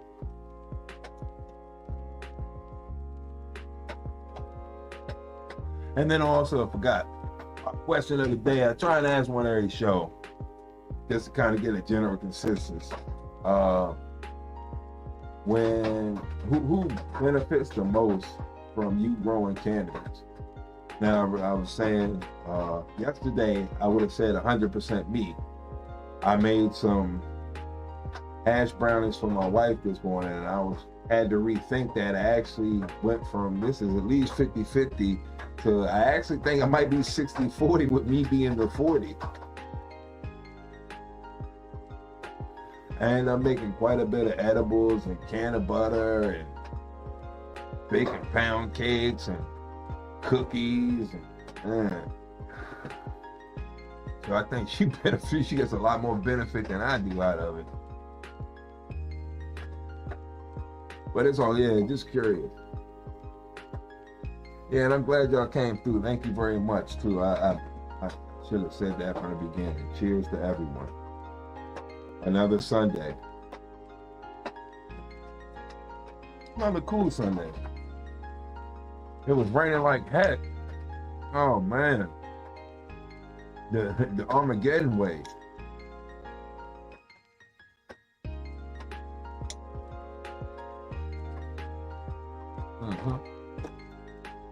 There we go. So let's go into this art.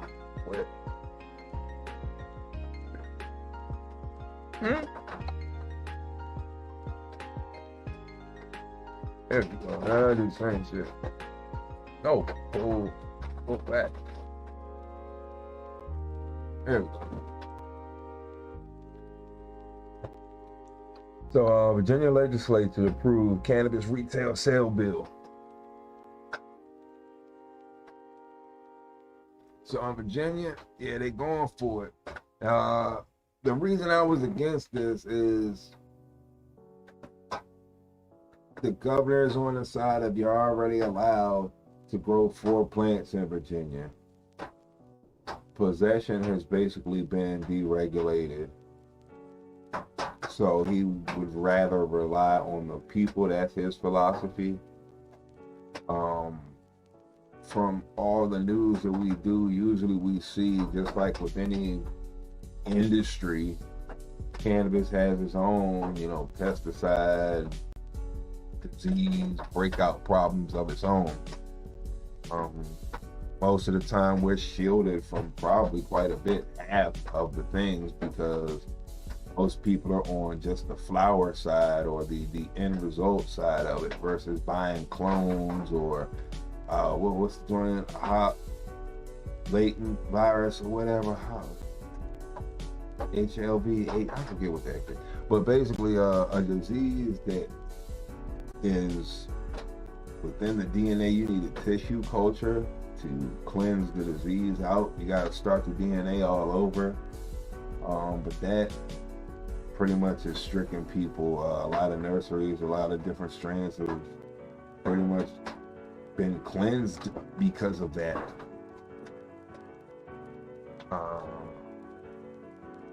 But let's continue on. More reading. Here we go. Both chambers of Virginia State Legislature on Wednesday. Okay, so my bad, I was wrong. Passed identical. Thank you. This font's so freaking tiny, and I got it small. I gotta read it. I'm reading it straight through the screen. I'm seeing it like y'all seeing it. I'm reading that. I don't have it in a bigger form. I haven't figured out how to do that one yet. That's neither here nor there. Okay, the bill to legalize recreational cannabis sales in the state, sending a message, the measures to the desk of the Republican Governor Glenn Youngkin.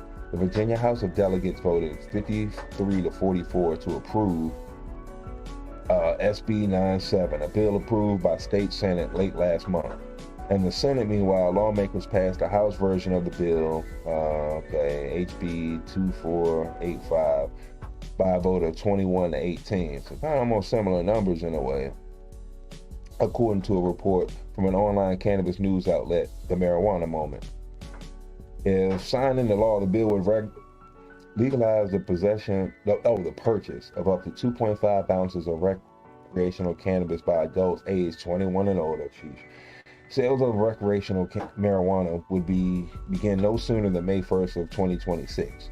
Although regulators could begin issuing the required licenses to sell the recreational marijuana as soon as September of this year. Retail sales of the adult use cannabis would be subject to a tax of up to 11.625%.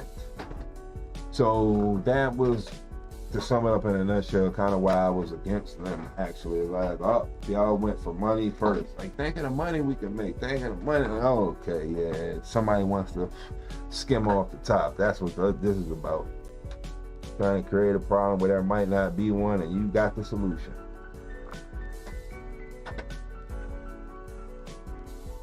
Okay, so Virginia weed legalization bill faces likely veto.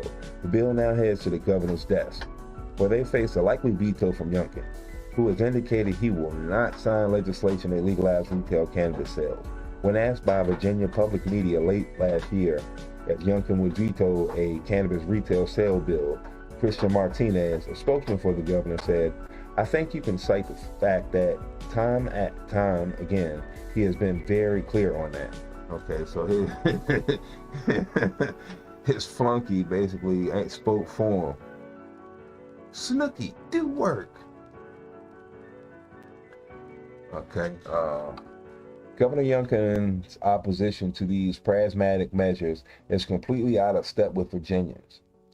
Okay, an advocacy group, Normal, and executive director for Virginia Normal said to the Marijuana Moment on Wednesday, continuing to cede control of the Commonwealth's marijuana market to unregulated illicit operators poses substantial health risks for both lawful adult consumers and youth alike. Taking marijuana off the street corners and out of the corner store is a public safety priority, not a political agenda. Okay. The governor's head-in-the-sand approach to cannabis policy endangers the health and safety of his constituents. Okay, that's a point. That's a point there.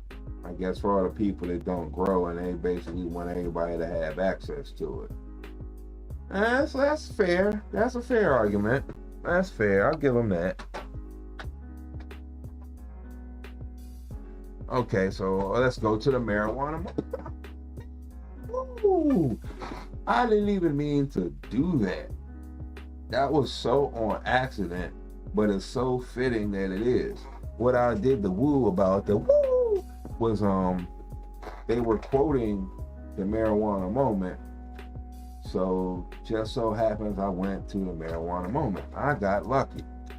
That was not on purpose. I did not mean to do that. But it worked out so fine. So where's these ads?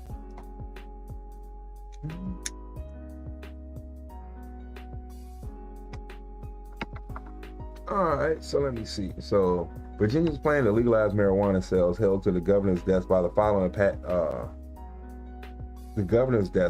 passage by both legislative chambers in Virginia. So February 12th, I believe that article was February 13th. I guess it would have to be if they're quoting people from it. Unless they had a time machine. Okay, so I didn't need to go through the article again, but I did notice by the time I got to this point, there might be some key points that I should mention just for factual purposes to kind of be not disingenuous, so I guess genuous. I don't know. Okay, illegal cultivation or manufacture of marijuana, not including legal home grow, would be a Class 6 felony, punishable by up to 5 years imprisonment and a $2,500 fine. People could possess homegrown marijuana and into products such as edibles, but butane extraction or the use of other volatile solvents will be a Class 1 misdemeanor. Oh man. So let me make sure I got this straight. Illegal cultivation or manufacture of marijuana, not including legal home grow. Okay. So I'm guessing they're trying to say if you can clearly tell someone is manufacturing, even if you say happen to go with a legal plant count. Like, what if you grow 6 plants instead of the 4 they got? They gonna try and give you 5 years for that? Like, damn, my bad. I'm dyslexic. Just number it. Okay. Unknowingly obtaining marijuana on behalf of someone under 21. This is okay. Yeah, this was another one of my problems. This was my beef. So I stand with that first couple of yeah, if you're trying to manufacture, yeah, give them 5 years and $2,500. That's fair. That's fair. I think that's kind of congruent with what was going on during Prohibition time. So that seems fair.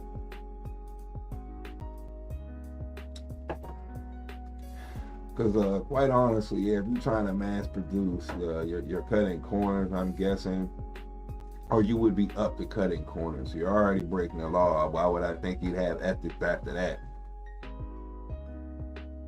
Let's just be honest. We need these people, but they might not be the greatest of people. Just saying. Me included. Me included. I'm not above that. I might not be the greatest person, depending on who's asking. Okay, so knowingly obtaining marijuana on behalf of someone under 21 would be a class 1 misdemeanor. What? People under 21 who possess or use marijuana or attempt to obtain it would be subject to a civil penalty and no more than $25, I guess, fine in order to enter a substance use disorder treatment or education program. You gotta get re-educated, recalibrated.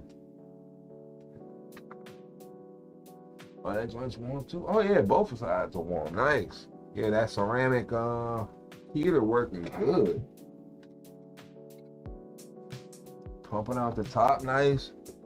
Yeah, it takes a while to get it going, I guess. I started it up about, probably like 7, 8 o'clock. I shot a video. Yeah, so I guess about 7. I came in here at 6, 7 o'clock.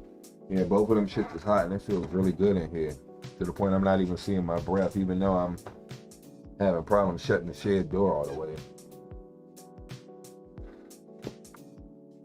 But a $25 fine, so hold on. If I'm growing the stuff, I gotta go to jail for 5 years. You trying to buy the stuff, you just gotta get fined $25 and go to rehab. This ain't fair. A number of other criminal penalties would be created. Unknowingly selling or giving marijuana or marijuana paraphernalia to someone under 21, for example, would be a class 1 misdemeanor, punished by up to a year in jail and a maximum of $2,500 fine. And as with knowingly selling cannabis to someone reasonably believed to be intoxicated, would also be a class 1 misdemeanor. Same. So yeah, you spend a year in jail. Okay, that's a little better. Okay.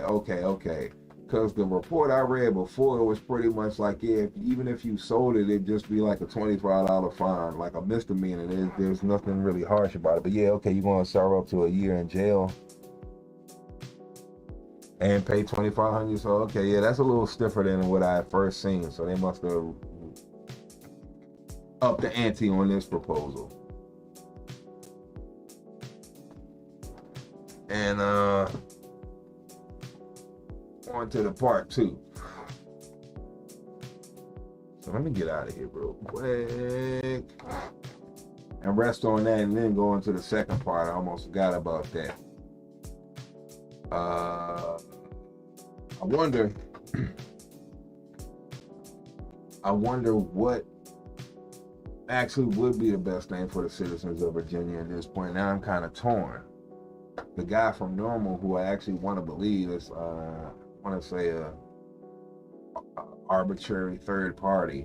I could be dead wrong here. He might be getting his pockets lined too, who knows? But I'd like to think he's, kind of in the right frame of mind.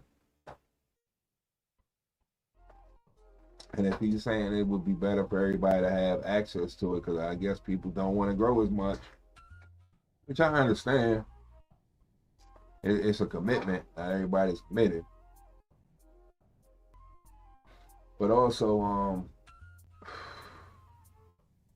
I figured it would be just as bad, and it's more of a cash grab, just as bad as far as contaminants and things go. That's kind of like part of their claim. Who knows what's in the stuff they're getting? Well, we're finding out left and right that stuff coming to dispensaries is contaminated. They're selling dumpster weed some places. So I'm a little bit torn on that part. But then I got the second part of the news. I didn't even do the news segment part. Let me go ahead and do it now, man.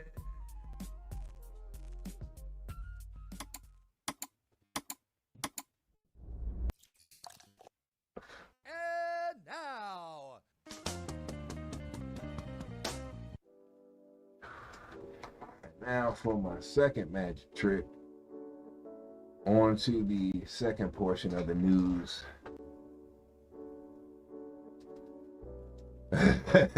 Trying to censor the internet, pretty much, I'm guessing, is what this is going to come down to. I saw this article, I was like, uh-oh. exactly what I'm talking about. Every time they want to kind of do something, it always be like, think about the kids. So, excuse me. No, that computer didn't die. Let's go into it. Marijuana ads are enticing kids to try weed, studies say. This from CNN. A huge legal loophole is allowing children who access social media to see enticing advertisements for marijuana with potentially dangerous consequences. What's potentially dangerous now? Hold on. So they want to regulate weed to make it safe in Virginia, and these people are like, "Oh, them seeing the weed commercials is unsafe. It could potentially be dangerous and deadly." So I don't know what to believe anymore. I don't know what's really true, what's honest. Like I think we've clearly seen that people will pay to say whatever. People will take money to say whatever. So I don't know who to believe. But I mean, this ultimately seems like to me a push for censorship, because they're saying because weed companies exist. I guess kids are seeing their social media pages because that's kind of really the only way you can advertise cannabis is through social media, if you can keep your page up long enough. And so because kids have access to the interwebs and can see these pages, like that makes them want to try weed. Well, that's like saying, like Rolls Royce commercials are up here, and driving without a seatbelt could potentially be dangerous, but they want to do it in a Rolls Royce. The Rolls Royce should be banned, I guess, too. Or is that a drunk argument? I don't know. Let me continue further. Okay. Under the Controlled Substance Act, it's illegal to advertise the sale of marijuana using federal airwaves across state lines. But that hasn't stopped social media ads on cannabis websites from reaching the youth of all ages who use screens.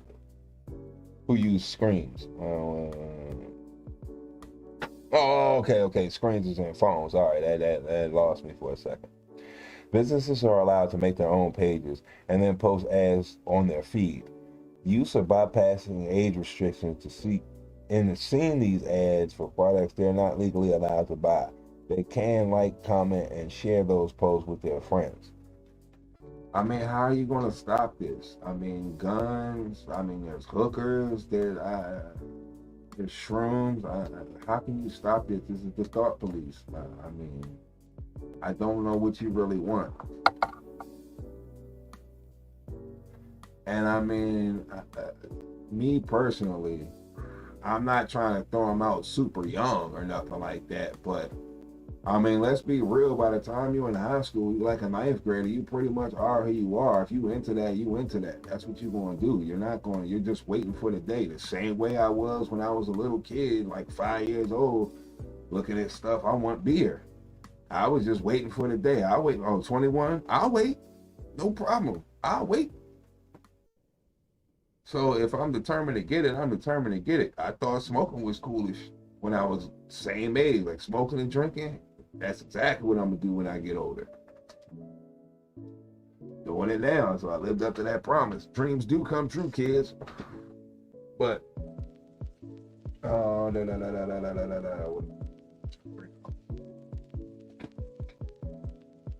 so under 14, 15, that's kind of when you're prime doing this stuff. That's when you have, I guess, the resources for nothing really but drugs. It's just cheap thrills. Get to hang out with your friends, run around. You're not on any real time limit.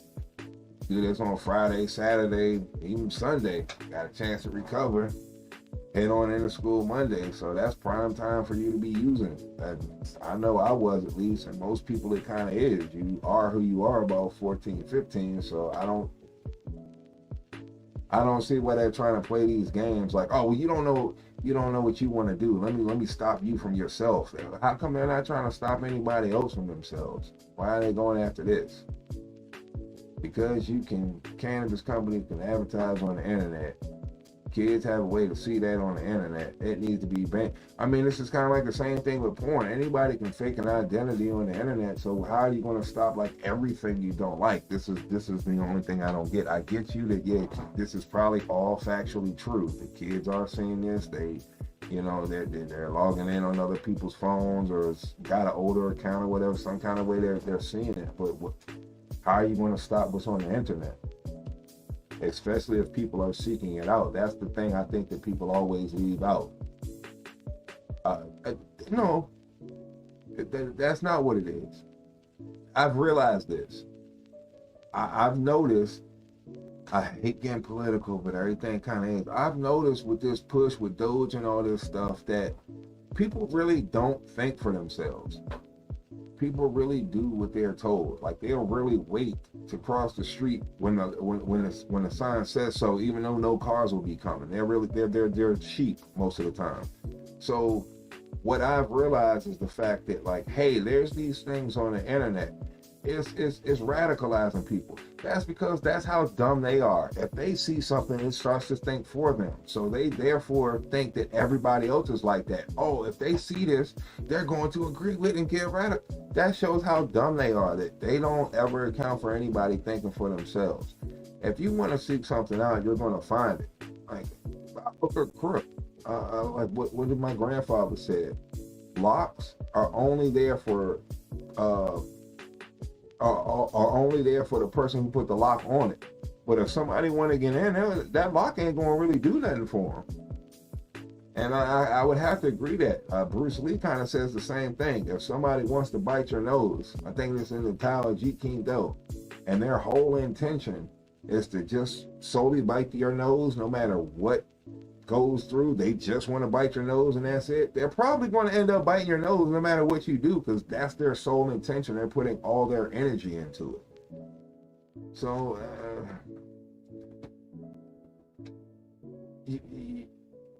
you can't stop people from being evil, and you can't save the world.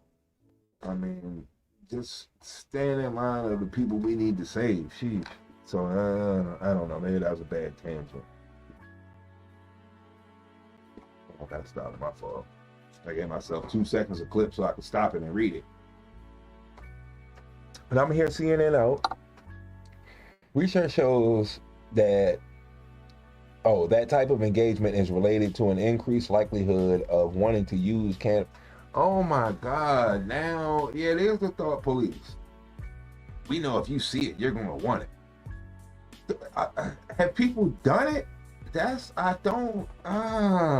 is like what's the movie with Minority Report with Tom Cruise, the precogs. They arrest you for crimes that you haven't even committed just because in the future they see you committing them. This is Minority Report stuff. This is crazy. There is the internet. Cannabis companies are forced to advertise on the internet because they can't do it mainstream. You can't even advertise across state lines by the Controlled Substance Act that stops you from advertising across state lines. Okay, so you're forced to be on the web advertising. That's your only means. You can't bank either. Let's keep that in mind if you're a cannabis company. So the only means you have of advertising is being on social media. Kids who want to find it anyway, like, I don't look up knitting, even though there's people knitting and who knows what they're saying while they're knitting, and I mean, so people are only seeking out what they already want to seek out. So if I want to see it, how are you going to stop me from seeing it if I want to see it? It's a perfect storm. The regulators are doing nothing about it. According to a 2024 national survey, over 7% of 8th graders, nearly 16% of 10th graders, and almost 26% of 12th graders said they have used cannabis in the past 12 months. When marijuana use occurs during the teen years, it's more likely an individual will become addicted, according to the National Institute of Drug Abuse. Okay. What is addicted?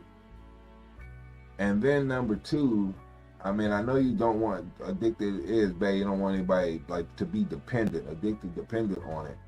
But people get addicted to painkillers. I remember that was a big scandal in the 90s in football, wrestling. People get addicted to opioid epidemic. People got addicted to fentanyl. So, I mean, people get addicted to stuff. You're going to regulate everything that can be addictive.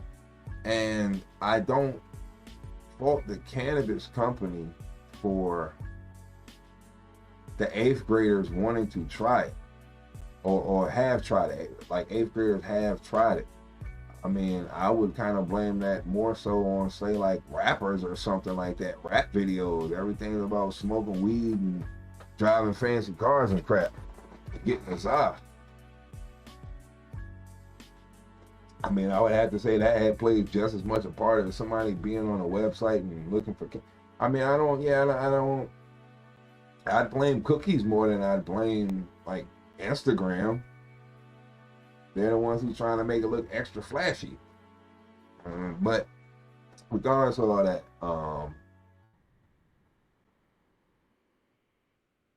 I didn't realize it at the time. And I'm starting to I'm starting to think more and more about it now. But there was a reason that I like weed. Like there was a reason that spoke to me. And I realized it wasn't just, hey, this is something me and my friends can do. This is like the hangout glue to make everybody want to hang out. Like now we got a reason to come out. I know you come outside, I got a blunt. You come outside, I got some weed. It was more than that. It wasn't just passing the time. It was actually fixing something within me, making me more tolerable of people. And because of, I guess, being less angry and being more tolerable, I was able to learn a lot, not only about myself, but learn about other people and like how they thought. And during that time of smoking, you know, it coincided. I was about to, going to 9th grade, 10th grade, that most people now compliment me on being basically a pleasant person. And that's only because I'm very giving. Like, just tell me the honest truth. We've all been in a situation. So it's a lot easier to me to just tell a person what's really going on versus, I'm 5 minutes away and you haven't left your house. Or, but what's another one that used to happen to me all the time? Oh, it's right down the road. And you talking about like 5 miles away or something like that. Like, oh, it's right down the street. Just be honest what it is. Hey, remember how you say you was going to come out? Well, my uncle died. No, I'm really not feeling it. I'm tired. I had a long day. Everybody's kind of been there. You can relate to that. You can respect that a lot better if you just kind of say what it is. So that gave me that ability to kind of get there while smoking. It was something that was in me that I needed weed. I guess other people go into alcohol, and I would say that would get more abusive and something you get addicted to doing than weed. But weed was more like meditative to me. So I gravitated towards it. Maybe these kids are looking for something. They're not. You accept it if it's in pills. You'll accept it if they want a Ritalin or Adderall or something like that, but you won't accept it that they're getting cured by cannabis. So that might be the reason that they're looking for it. Yeah, initially when I drank beer, I was trying to be macho and cheers and all that crap and, hey, crushing beers, chug, yeah. But after a while, I realized, hey, this is really just to kind of relax with. This is kind of to mellow out with. This is nothing you want to like slam to the head like I used to see in all the movies. And I get it a lot better. I can maintain a lot better. Started getting beer because that's what I had access to. Then when I started getting access to liquor, I was tearing it up and I didn't like the road that I was going down, but beer was there for me. I can deal with this. You won't let me get crazy. You won't let the brutal monkey come out.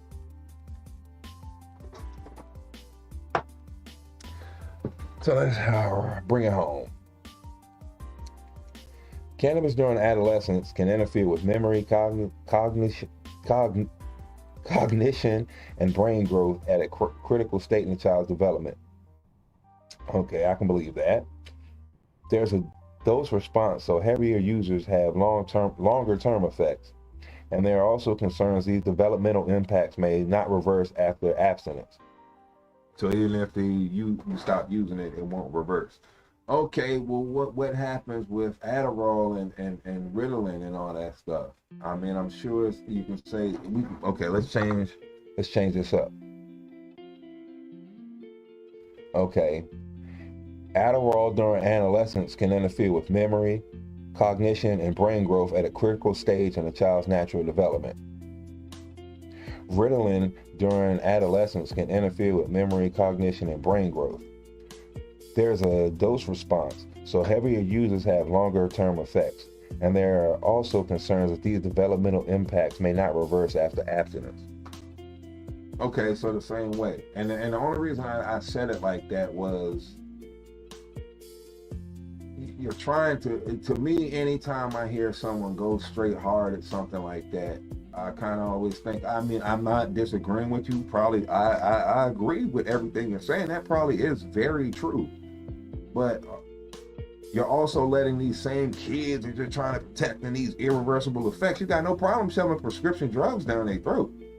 So I feel you, and I agree with you in theory, but you yourself wouldn't practice this. If you got some boy who got ADHD, you ain't gonna sit there and talk him down. You're gonna try and shove a pill down his throat. So I mean, spare me with your, think about the adolescence, these irreversible effects. From looking at cannabis and then wanting to use it when they become legally of age to use it. Wow. I want to kill your desire to use this shit. Smurf. It's a wild, wild west out there, she added. If you put an ad on your little marijuana website, hold on, let me read this again to be fair. If you put an ad on your own little marijuana website and it spreads virally through social media, there are no regulations against that. Oh wow, okay, yeah, I am taking it in, and okay, I think I can put some spite on that statement. Okay, if you put an ad on your own little marijuana website and it spreads virally through social media, there are no regulators against. You're trying to regulate a viral video? Jesus Christ. Wow. The thought police. So I mean, this just seems like I'm against this because there's so many people who want to regulate our speech, our thought. You shouldn't be able to say hateful. Why can't I say hateful? What's hateful? I hate it because it's the stupidity of it. It has nothing to do with me hating you as a person. I hate when you do crap like this. Where does this come from? I hate when people try and hide behind kids. Quite honestly, I really can't stand that. Yeah, they have no problem putting transgender studies on kids, but okay, they want to look at some weed ads. We got to stop this. We're committed to working with regulators and policymakers to develop and refine reasonable advertising practices that safeguard public health and safety. At the same time, Smith added, NCIA reports the ability for legal cannabis market to replace underground operators who have no incentive to protect minors. They shouldn't have an incentive to protect minors. It's not their job to protect minors because all of their customers are going to be legally of age people coming in there. If I have an all-male gym, why would I worry about what the women are doing? That's not my market.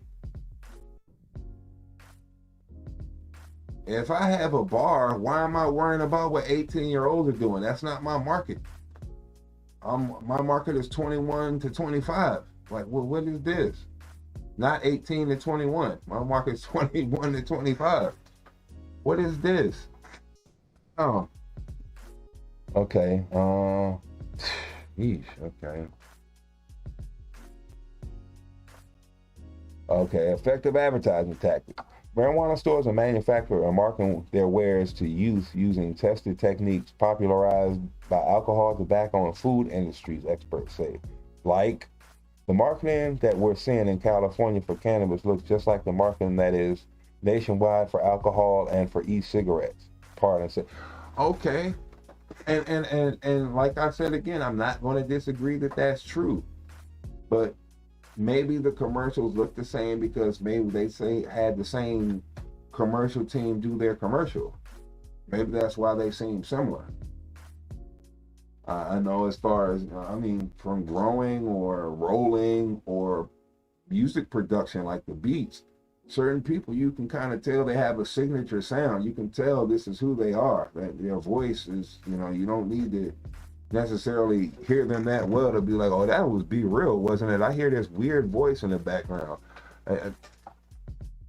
So yeah, maybe I'm not saying that the commercials don't look just like the e-cigarette commercials, but a lot of these people go to the same schools to learn how to film, and so maybe that's kind of where they're getting it from. If you look at just YouTube alone, most people's background, including myself, I'm not taking away from this, but most people, once Twitch went with this, lights in the background and maybe your bed in the corner format, that's pretty much a quarter of what people are doing when they're on YouTube making videos or Kick or whatever.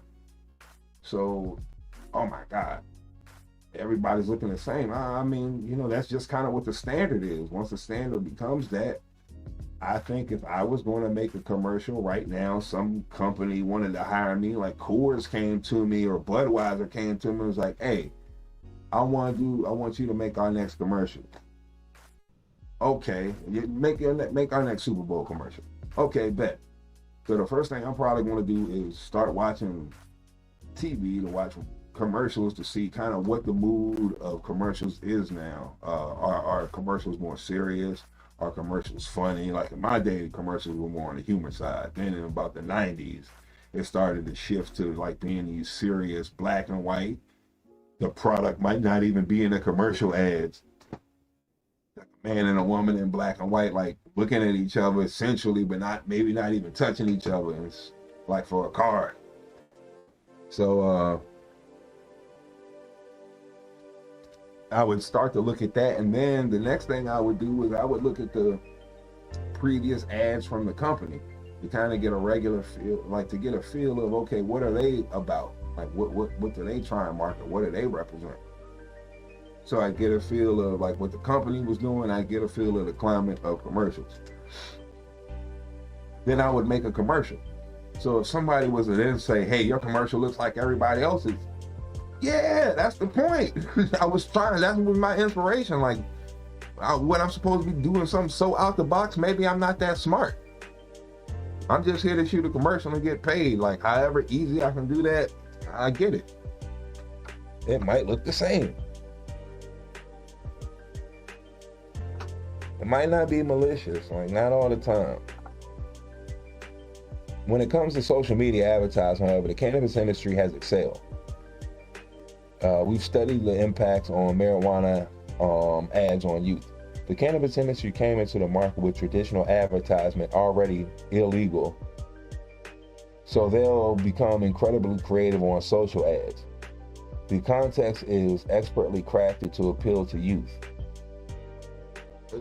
Like, you gotta tell me how. You can't just make these, I guess, give me the sum of everything without giving me how you got to that conclusion. Like, give me some kind of something that tells me that. Like, what is it? Is it the colors? Is it the way they're talking? Is it the tone of their voice? What is backing up your claim? Well, they're targeting to the youth, and it looks just like every other okay, well, what about it? Like, how? You have to convince somebody who's not on your side to believe you. Use all your big boy words to explain that. The dictionary is that thick for a reason. Explain to me how this is happening. I need to know.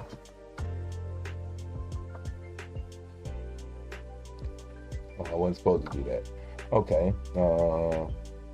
Marina researched how marijuana sellers in 4 states where recreational marijuana is legal, Alaska, Colorado, Oregon, and Washington state, have advertised to underage adolescents.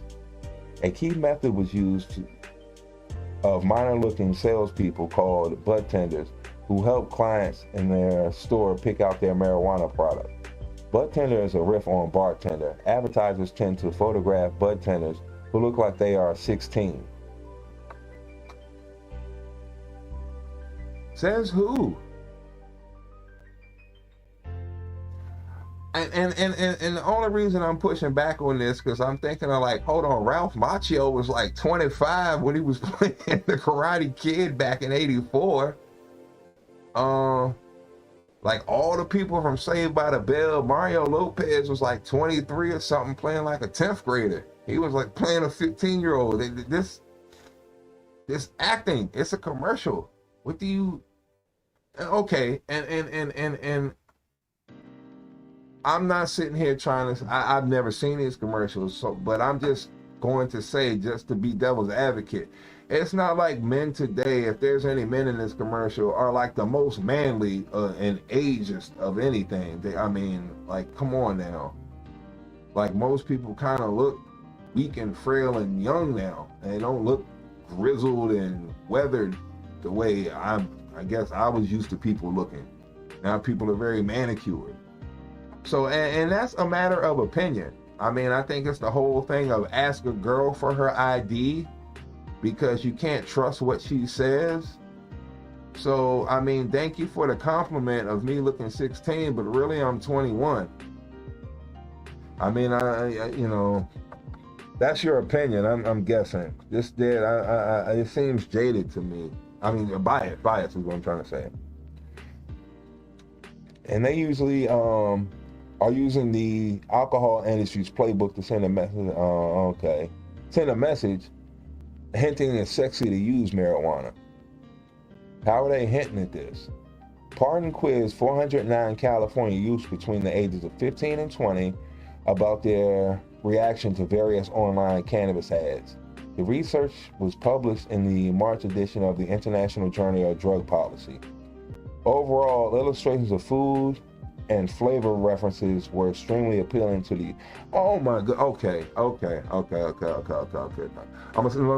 let me read it because I'm about to take this out of context if I don't read it. Oh, okay. The illustrations with food and flavor references were extremely appealing to the youth. Depictions of heavy cannabis use and positive sensations from that use were also a hit with young audiences. Advertisement focusing on the health benefits of cannabis, however, fell flat. Yeah. How many people got gym memberships? Okay, this is it. Okay. An advertisement placing marijuana in the middle of a burst of cherries and bright colors was the most appealing to the kids in the study. Another popular ad showed an attractive young man who appeared to be 14, 15 years old displaying cannabis products in a store.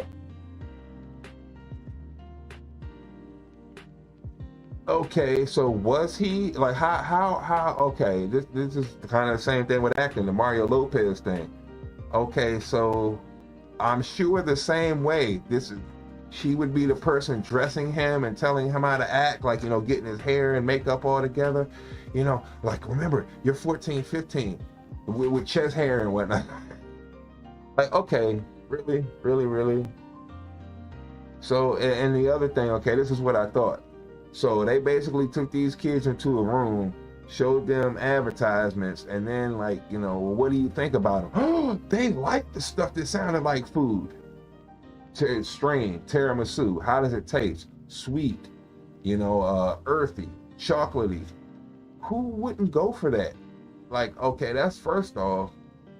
Second off, they weren't on social media doing this, so you kind of lost your case. So that was 2. Third,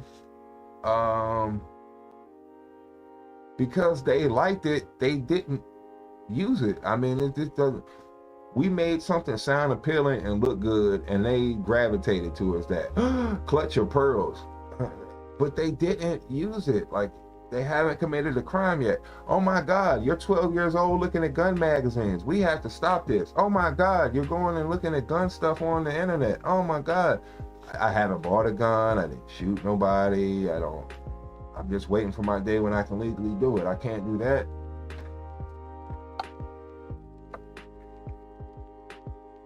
Okay.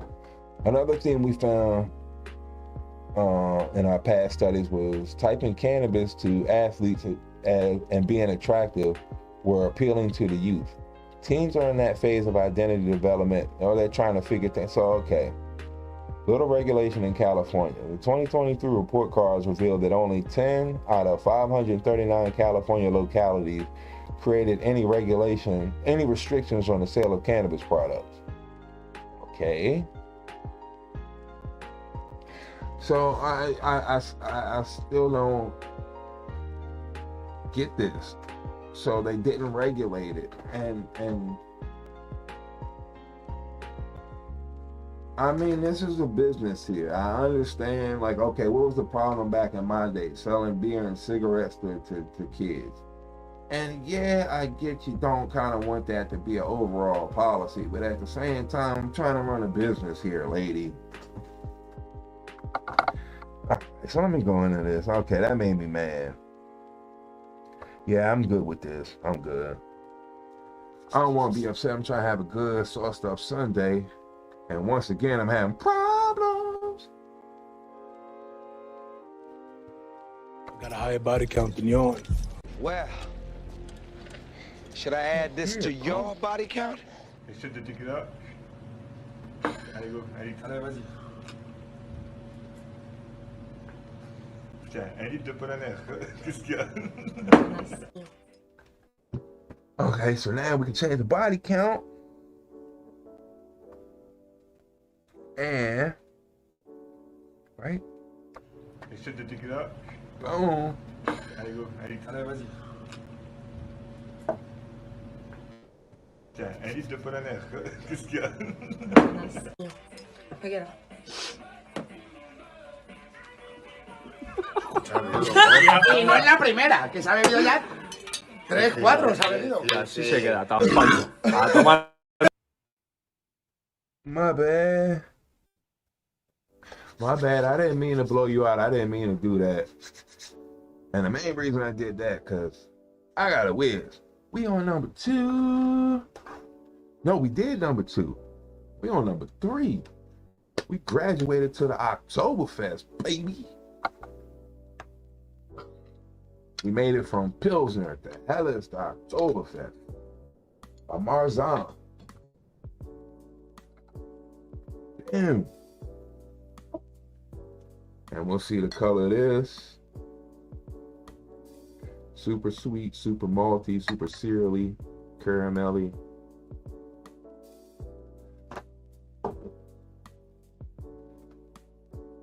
Like my beer, orangey.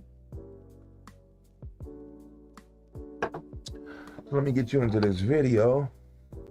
And I gotta run out there.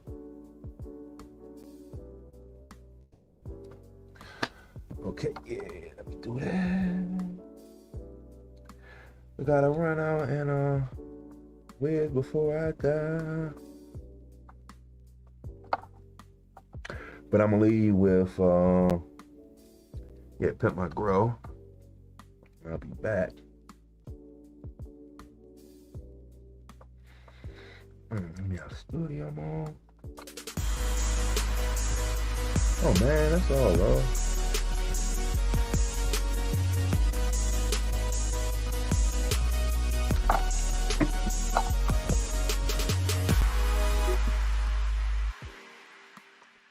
Second episode, we drove out to Lake Elsinore to visit Jed and Jen.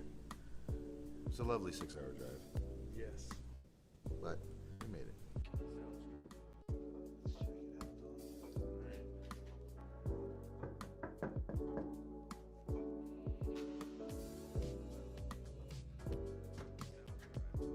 What's up, guys?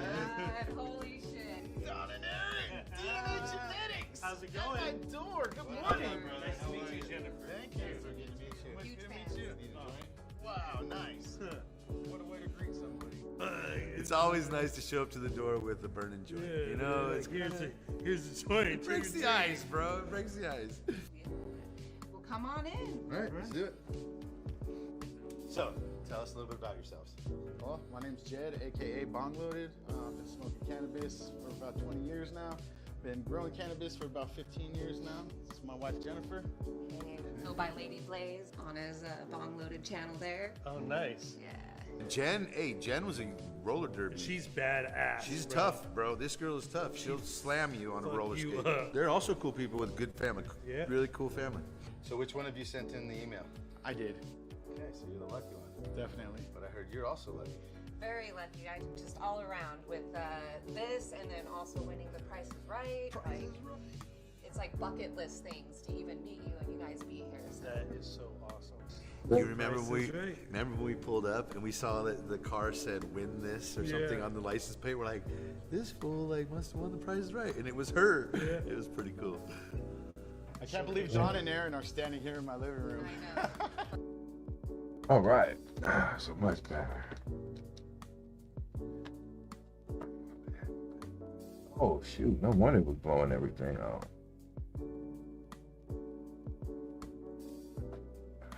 I hit the wrong one. Sorry. I meant to diss the music.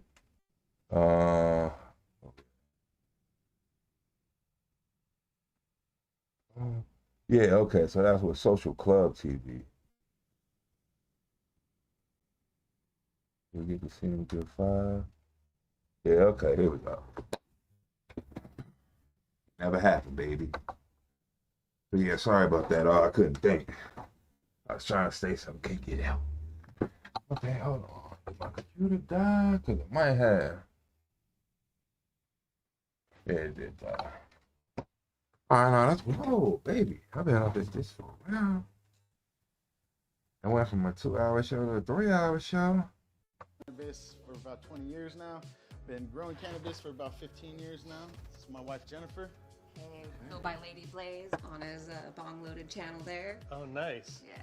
Jen was a roller derby. She's badass. Oh, nice. She's tough, bro. This girl is tough. She'll slam you on a roller skate. They're also cool people with good family. Yeah. Really cool family. So which one of you sent in the email? I did. Okay, so you're the lucky one. Definitely. But I heard you're also lucky. Very lucky. I just all around with this, and then also winning the Price is Right. Oh, shoot. It's like bucket list things to even meet you and you guys be here. So. That is so awesome. You remember when we pulled up and we saw that the car said "win this" or something on the license plate? We're like, this fool must have won the Price is Right, and it was her. Yeah. It was pretty cool. I can't believe John and Aaron are standing here in my living room. I know. Fucking great. So what's your grow experience? You guys have any? I've been growing since I was about 20 years old. Right. 39 right now. I've had probably about 10 grows, from small little closet garden setups to garage setups. Before there was even tents, me and my friend built a shed from Home Depot inside of a garage, and we cut a hole in the side of it with a hacksaw and put an air conditioner in it. Free weed is Okay. Yeah, okay. He could have just used the cardboard box. I don't know if y'all remember that grow I had. I had a couple grows where I used cardboard box and like trash bags and Mylar, the emergency blanket crap, and grew a bunch of crap. Yeah, I don't know, I think fortune cookies I did in basically I had a Mylar wrapped around the light and made basically a grow teepee, not a grow box, but a grow teepee. And yeah, that was way before I had a grow tent.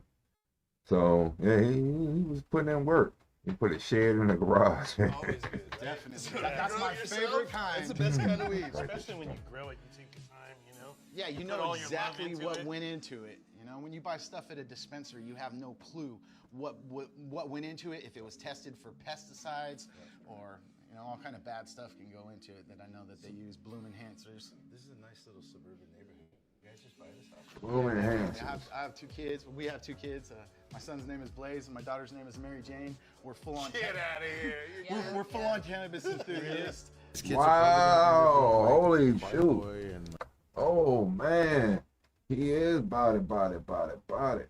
Okay, so like his growing didn't seem too enthusiastic about that. But I mean, 15 years of growing, and that's enough knowledge. I think he knows what he's talking about. So let's see what they actually set him up with. I'm kind of curious. And yeah, I'm actually kind of curious what he knows. If he's like a hydro grower, a soil grower, how long he veggies for. Yeah, I'm very curious. How much space is he going to dedicate? Or something. Because they always do what the parents don't do. So I'm thinking. They don't smoke weed. No, my kid's going to be an artist or something. I don't know. They won't like weed. We'll see. I've been a medical marijuana patient since 2004, and slightly after, I got her script. Yep. So we've been smoking legally now for 15 years, and now that it's legal in California and we own our own home, it's time to grow. Can have a grow in your house now. So there you go. You know. Okay.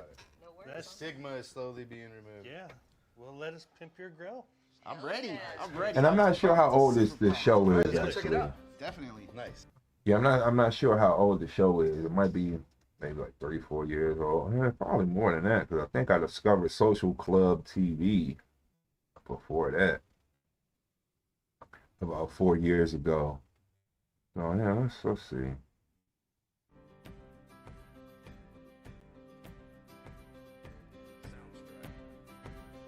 There we go. That's fair. So this is the place. This is the spot. You get the whole garage or what? I wish, man, but I gotta have a little bit of room to work on my stuff.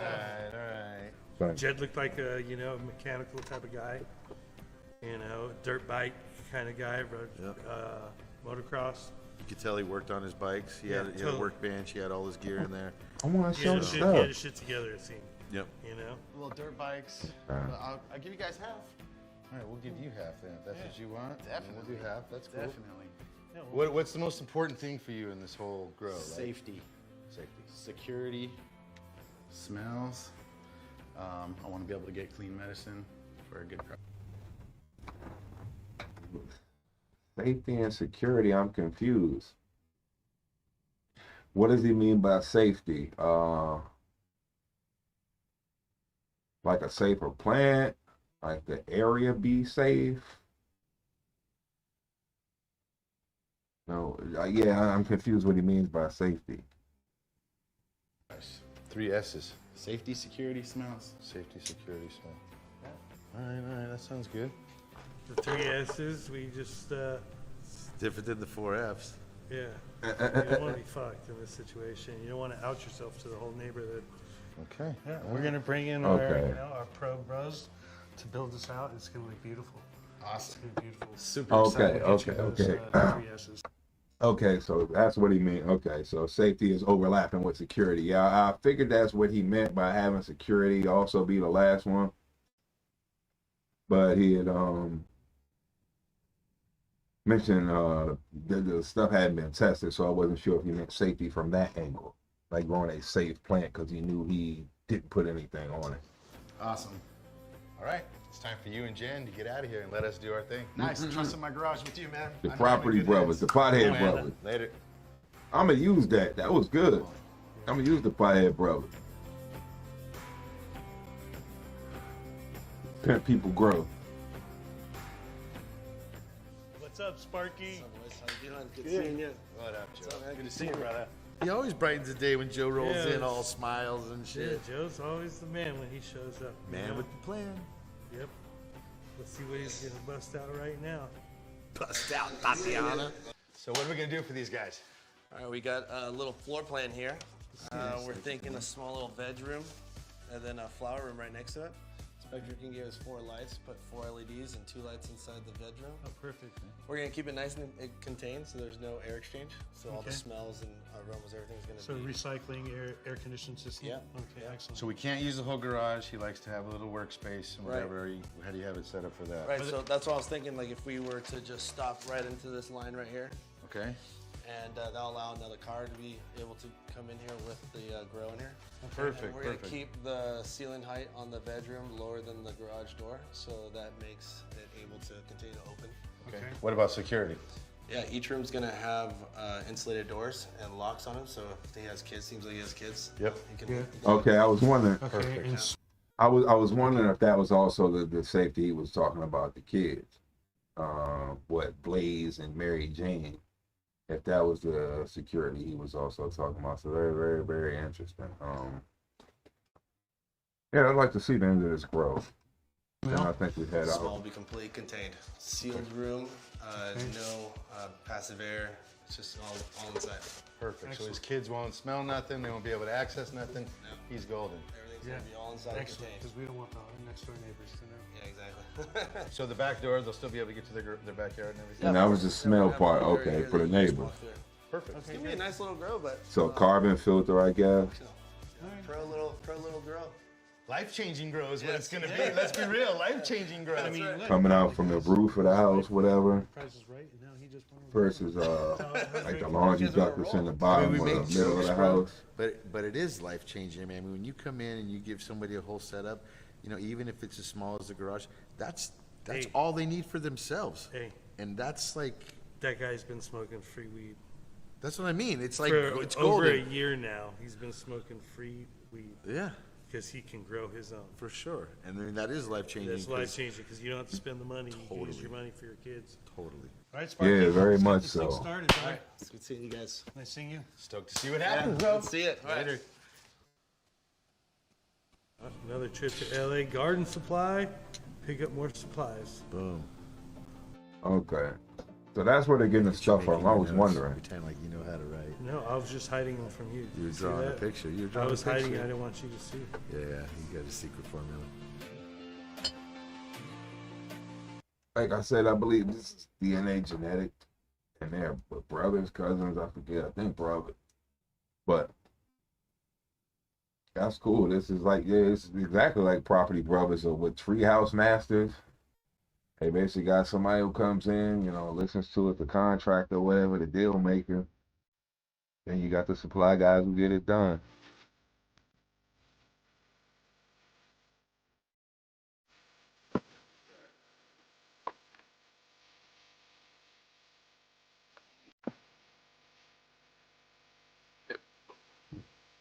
Better.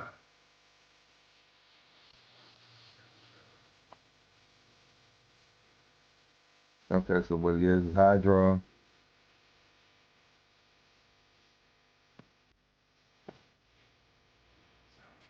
Oh, their own product. Shameless promo.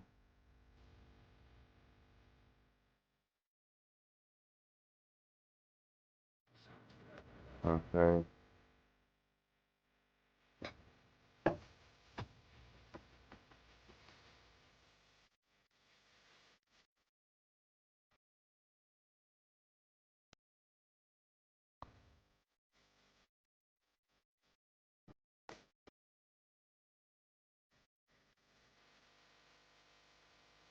Strawberry in the chat up in here, it still hasn't worked.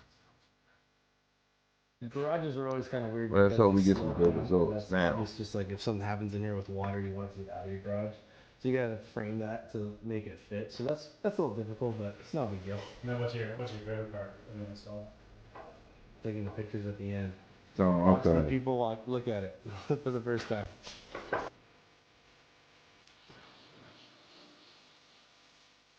So it is going to be a hydro system, and he's like fitting, okay, putting a pipe in there and having to create a whole new room. It's interesting. Okay, there's something very permanent. And they put the time into it. I wonder how much this would have cost if the guy had done it himself, because I'm sure having these, basically a contractor come, and then the crew come. It's $1,500 easy for this. Plumbing's involved, electricity's involved, carpentry's involved.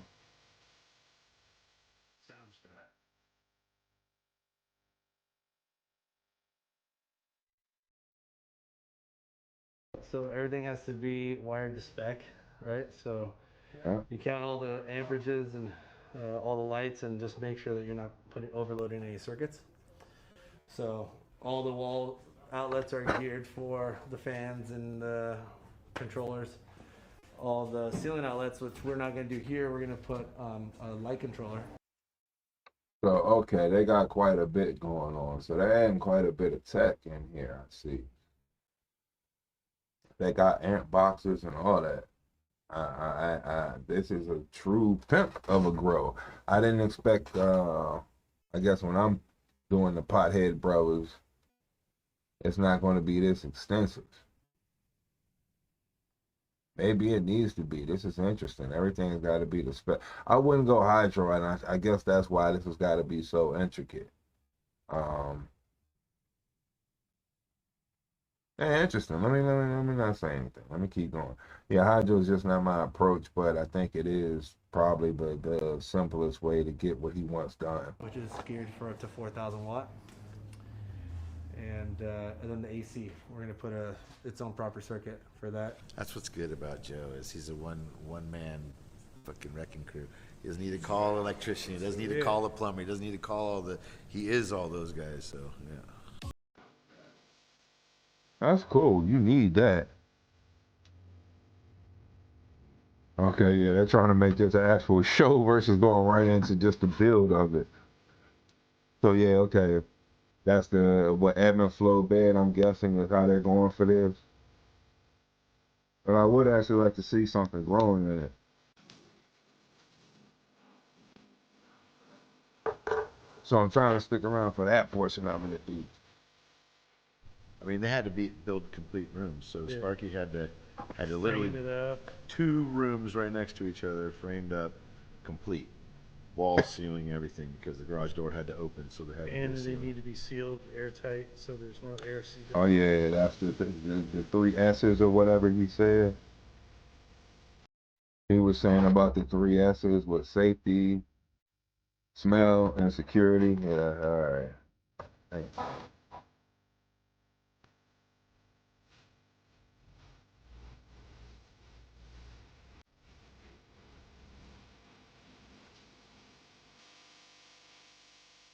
That's our 2-ton mini split, and that will be used to share between the bedroom and this room. Line system ran and a little electrical, and it's ready to go.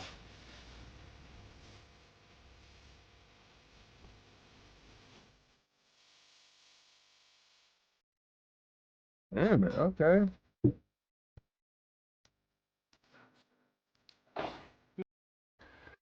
That's a bad stop point, okay. Okay, Okay, so yeah, now I'm very curious how everything looks and really how it operates. Because the walls are going to be up, the lights going to be up. This is formatted really nice, I think.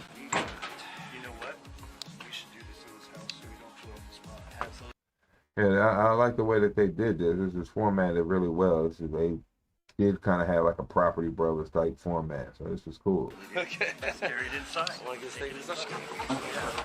Oh yeah, HDI. We have a great relationship with them. Root Right Cubes, yeah, and they make Clonex. Good product, good people. Okay.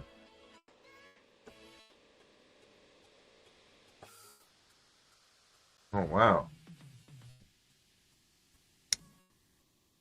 Jed, Jennifer, how was your day? It's awesome, man. Hit up the mall. That dude's got the best. some B-Day gifts. Happy birthday. Had a lot of fun today. We got a beautiful gift inside your garage waiting for you. I know. I fucking So can't excited, wait. dude. So excited. So excited. It's like Christmas. Well, here we go. Oh my gosh, look at this. It's so rad. Damn. Oh my gosh, babe, what do you think of this? I don't even know. Mine's blowing, bro. Joe built it out great. It looks like it blends in with there. Yeah, that could be a studio or something. If Yeah, he was there- like a musician or His something. and hers like- bathrooms, a Yeah. little sauna action. Who knows? Totally. Oh, there's even a bong rip sitting out. Yeah. That's your birthday bowl. Genetics. Oh my gosh. Happy birthday. It's so bright in here. Oh shoot. Blinded. Pretty rad, eh? Yeah, look at this. Alright guys, well let me give you Alright. what we have here. obviously we have the 2 lights. This is Spectrum King's 2 grow lights for the flower stage. You have an AC here that can handle up to 4,000 watts. That will also be helping with your vegetation. So they gave them 2 lights for the flowering stage. Okay, interesting. So there's cycling air. So like I guess what, one for like regular flowering and then one extra red spectrum. Shout out to you, Wild Bill. From the flower to the veg, this is going to be the hot air and the cool air coming back. Oh, right, nice. We have a full environmental controller behind you. Wow. And you have So I gotta CO2. get this joint like right. Set up for you guys. All you have to do is just turn it on. Yeah. You have some fans from Hydro Farm, and I got you set up with a green light here. So if you guys want to come in here at nighttime when the plants are sleeping, you can not mess with their photosynthesis. Yeah. Oh wow. 30 plants a day that's gonna be full in here, so that will keep the humidity down in here. Look at, and Mills also hooked it up with a full line of 30 plants? Mills pays the bills. Mills pays the bills. You got some cool goodies here for you guys too. All the good shit, man. After your run, you guys have something here to dry, and you have some trimming and some trimming supplies there. Wow. All the way through. From frickin' seed to finish. That's right. You guys want to check out the veg? Yes. Cool. Wow, check this out, babe. Yeah, check this out. Yeah, so Spectrum King hooked you guys up with a couple 140 watt vegetative lights. Okay, nice. So that's the bedroom. Okay, so it looks a little different concept of growing in there. That's nice. Lights, you guys have your panel here so you can get into your sprinkler system. So yeah, okay, so this is where all the electrician and all that up to spec stuff comes in. It seems like, yeah, well, it's a big size, so I do see why. I was gonna say this is quite a bit, but it is Pimp My Grow. They're coming in from this vent right here. Essentially, this is one room when all the doors are shut. It's just one circulating system. Oh, okay. Right on. So the CO2 will come this way and will suck out, and the humidity will stay the same as the flower. Nice. And we set you up with another 3x6 tray here, so you can have your mothers and your vegetative state plants ready to go. Okay, so they set him up for a perpetual grow. He's got sorry about that. He's got set up for the clones that he's going to take from the vegetative plants before he flips them into flower. And then once the flowering plants are out of there, he can take the vegetative plants, put them into flower, and take those clones and put them into veg and kind of just repeat the cycle. So they are good to go. Oh, awesome. All right. Efficient. You never have to have any downtime. Boom, boom, boom. Right. Yeah. Back to work. Get your ass to work. So this goes back into, we've done a couple of lives mentioning perpetual growing, perpetual harvesting, if I'm not mistaken. Maybe earlier on when we first started, but we have covered the topic extensively, and that will keep everything free and the cost the lowest by using a perpetual harvest system. Once you make the initial cost, I guess, of everything, you know, the grow room and all that stuff, get your seeds. When done correctly, technique no can defend. Yeah, you can constantly cut clones and just continually keep the same strain going for years upon decades upon whatever 25 years is, quarter century. Oh yeah, I need that. Nice. I can't wait. Yeah, me either, man. Root riots. It's all quality stuff. Clonex. Yeah. So we got Josh here. He'll come in here and tell you guys how to use all that stuff. What's up, guys? I'm Josh with HDI. Jennifer. Gee. Oh, Josh, Jed. Jed, nice to meet you. Cool. So we do the This must be complex because they needed a sales rep.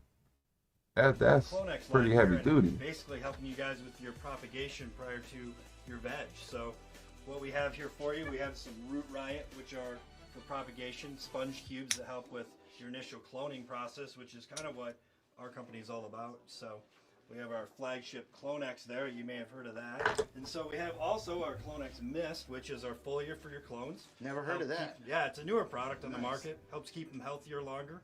We got a little bit of our clone solution there, which is going to help you with feeding those guys while they're adolescent-sized plants, and then transition them into veg.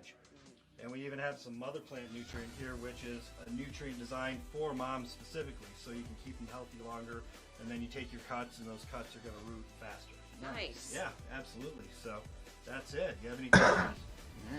He is just a sales rep. I mean, he seems hype, but I don't hear passion. He could be selling soda and the same thing. He's just reading the cue cards. But yeah, they had brought a sales rep out nonetheless. Time is money. Honestly, we've used the Root Riot cubes before and the gel, but this mist is looking pretty cool because we always, you know, we take turns like, did you miss the clones? So this is made specifically for misting clones. So it's seaweeds and aminos. You spray it on your clones as opposed to spraying water. Just lightly mist them. And even once, even on your mother plants where you're going to take your cuts a little bit prior to taking cuttings. So yeah, it's a good product. It's That's smart. Nice. Super excited to try it out. Okay, that was smart. That was worth it. So it sounds like to me it's almost, I don't want to say like a compost tea, but like the kind of amendments you would use for a young plant anyway, or what they use in a lot of cloning gels is a nutrient solution to feed the young with clones or germinating seeds, like a small feed, amino acid, fulvic acid, kelp, vermicompost or earthworm casting, organic beneficial things that already have these rooting traits in it with sacrophilic acid. Sacrocylic acid is a natural occurring rooting gel. So salicylic acid, thank you, okay. That helps to feed, heal, and speed up rooting in clones or any kind of plant in the ground. So you have seaweed, amino acids. I'm sure fulvic acid is part of it. So you can really make this stuff up yourself. I'm sure Builder Soil has something that would definitely cost per ounce or per gallon or whatever would rival the cost of this big time, if not beat it. Oh man, no, that's awesome. That's awesome. Thank you. Yeah, Thank you you bet. Josh. Oh yeah. Appreciate Thanks a lot, Josh. Cool, buddy. Yeah, nice meeting you. Hope you enjoy it. Thanks so That's much. cool. Oh yeah. So we always like to bring our friends in to help pimp out the grows too. So what do you guys think? Dude, it's above and beyond anything I could have ever Yeah, dreamed of. definitely over the top. Hopefully it's a nice birthday present. Yeah, with the extra touches there. It's like winning the stoner lottery. Yeah, the birthday touch is real nice. A Thank birthday you. puff is real nice. Oh, there we go. Happy birthday, you. Here first. Totally. So in 6 months we're gonna come back, and I expect you guys to some aggressive trade. Oh man, I hope they come This is back. the first grow that with him that was in somebody's birthday. So it's kind of cool to be celebrating your birthday and a grow getting picked at the same time. Awesome. Thank you so much. You guys are welcome, Will. Hope you enjoy it. Grow your own. I mean, yeah, that's what you set them up for, was to grow their own. Now, please tell me we get to see like something actually growing. That was the whole reason I even wanted to watch this. Tasty flavors. Should we go off to our next one? Next one. Let's go. Let's go. Take care, you guys. Bye. Let's have a good one. Wow, this is above and beyond anything that I thought was going to be happening. Yeah, me with the too. birthday touches and then all of the products. Wow, this is going to be better than any other grow we've ever done. Definitely, grow has been pimped. Yep. Can't wait to see some of the flowers that we produce. Yep. Shout out to Pimp My Grow. Shout out to DNA Genetics. I can't honestly say thank you enough. These were like my Okay, lifelong so hold goals on. that I've achieved. Buying a house, you know, we spent our whole life. We got 1:35.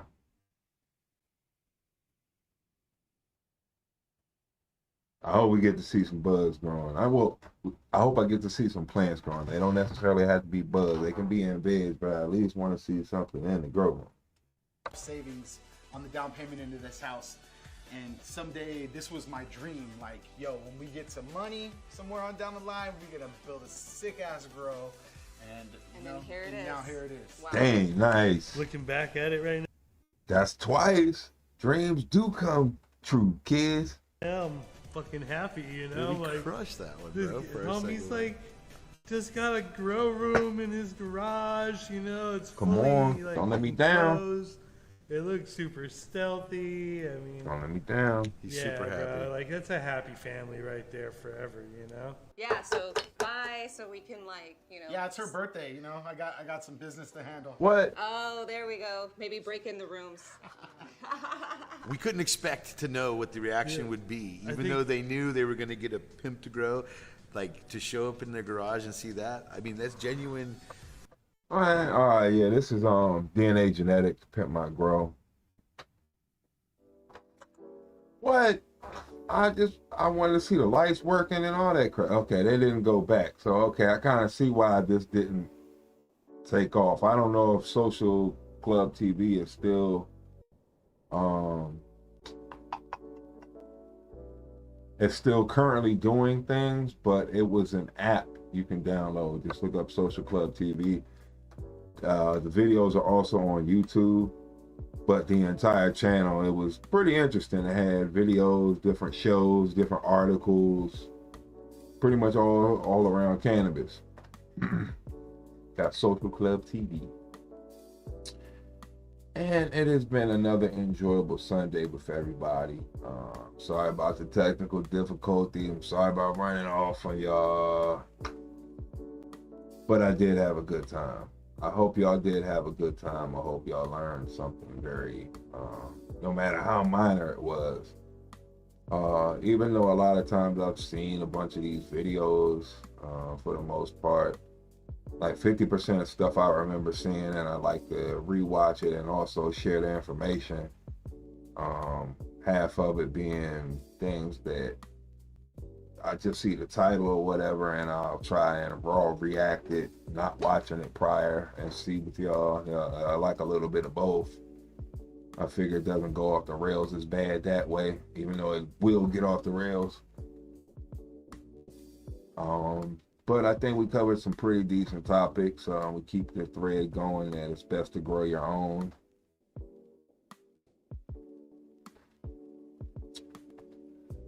Kind of ended on a, going to end it on a good note now. That was the how's it growing portion of the show. Yeah, I'll leave it with this. Go ahead.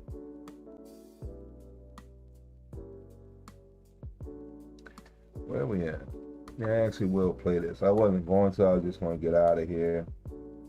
But no, I'll go ahead and stay. I'll give you like a minute and some change. I think that's what this video is, at least. I uploaded the short version. There we go. I uploaded the shorts version of this, but I did not do the regular format version of this. Oh, that's bad. Let me fix something real quick before I go into that screen. Sorry, I'm having technical difficulties. That's cool though, you get to fix it on both sides. I'm gonna try and do that from now on so I look cooler when I transition over to the smaller screen and the larger screen. Oh, that doesn't look that bad. Okay, there we go. So I'm already now. So thank you everyone. Thank you Wild Bill. Thank you Dank Tech. Thank you. I forget now. On Kick, Rumble, Locals, YouTube, Twitch. We're gonna go ahead and end it on a good note. Wait for Tyson to knock you out smoking this whole king side. But I like the burn rate. The flavor doesn't overpower the weed taste. It's burning slow as all hell.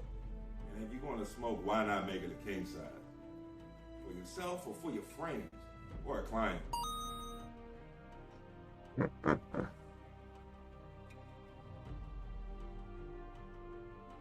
Stuff them if you got them. Hold on, did that come in correctly? Okay, there we go. How you doing, fellow cannabisians? Or a loved one? It wasn't bad. Ever needed a paper? Did you have a paper and didn't know how to roll? Was the paper even king size? Now you can fight back. Tyson him, stuff them if you got them. And with the magic of TV, we can begin our smoking experience.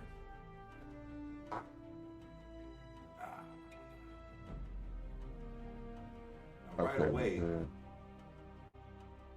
I can taste that toad terpene. Kind of citric, little herbal, but it's a nice complement to the weed. The flavor is extremely clean. I don't taste the paper at all. I guess this is another way for Tyson to knock you out smoking this whole king size. I don't like the burn rate. This is as cheesy as I wanted it to be. Overpower the weed taste.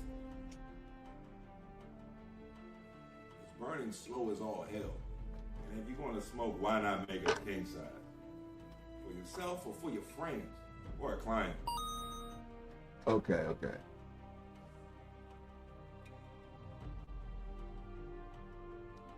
Stuff them if you got them.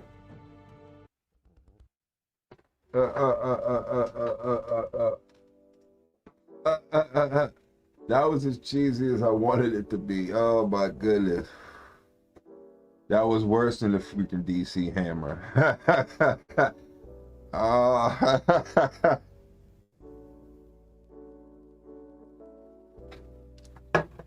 I gotta edit that, but I'm gonna show my mom that. Just the beginning portion where the lawyer crap comes in. I'm not gonna show the weed part, but I want to thank you all. Yeah, like I said, on Twitch, Rumble, YouTube, Locals, Kick. Was gonna be on X. Until next Sauced Up Sunday, you enjoy yourself, cause I know I did.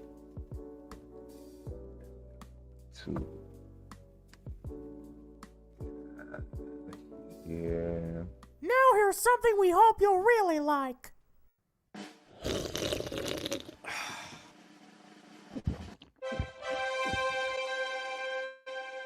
Don't be such a square. Everybody who's anybody drinks. Smoke herb to the haze, smoke haze to the cheese, smoke cheese to the kush, smoke kush to the sour diesel, and I ain't feeling anything. Chief, I smoke herb to the haze. How are we supposed to follow that? To the cheese, smoke cheese to the kush, smoke kush to the sour diesel. Oh, my dog stepped on a bee.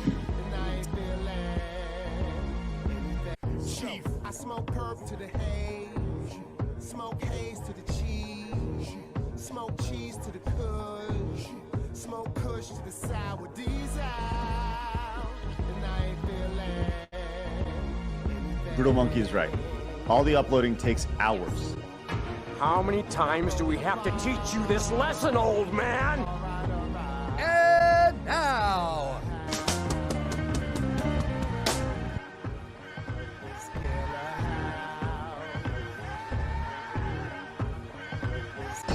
Impressive. Most impressive.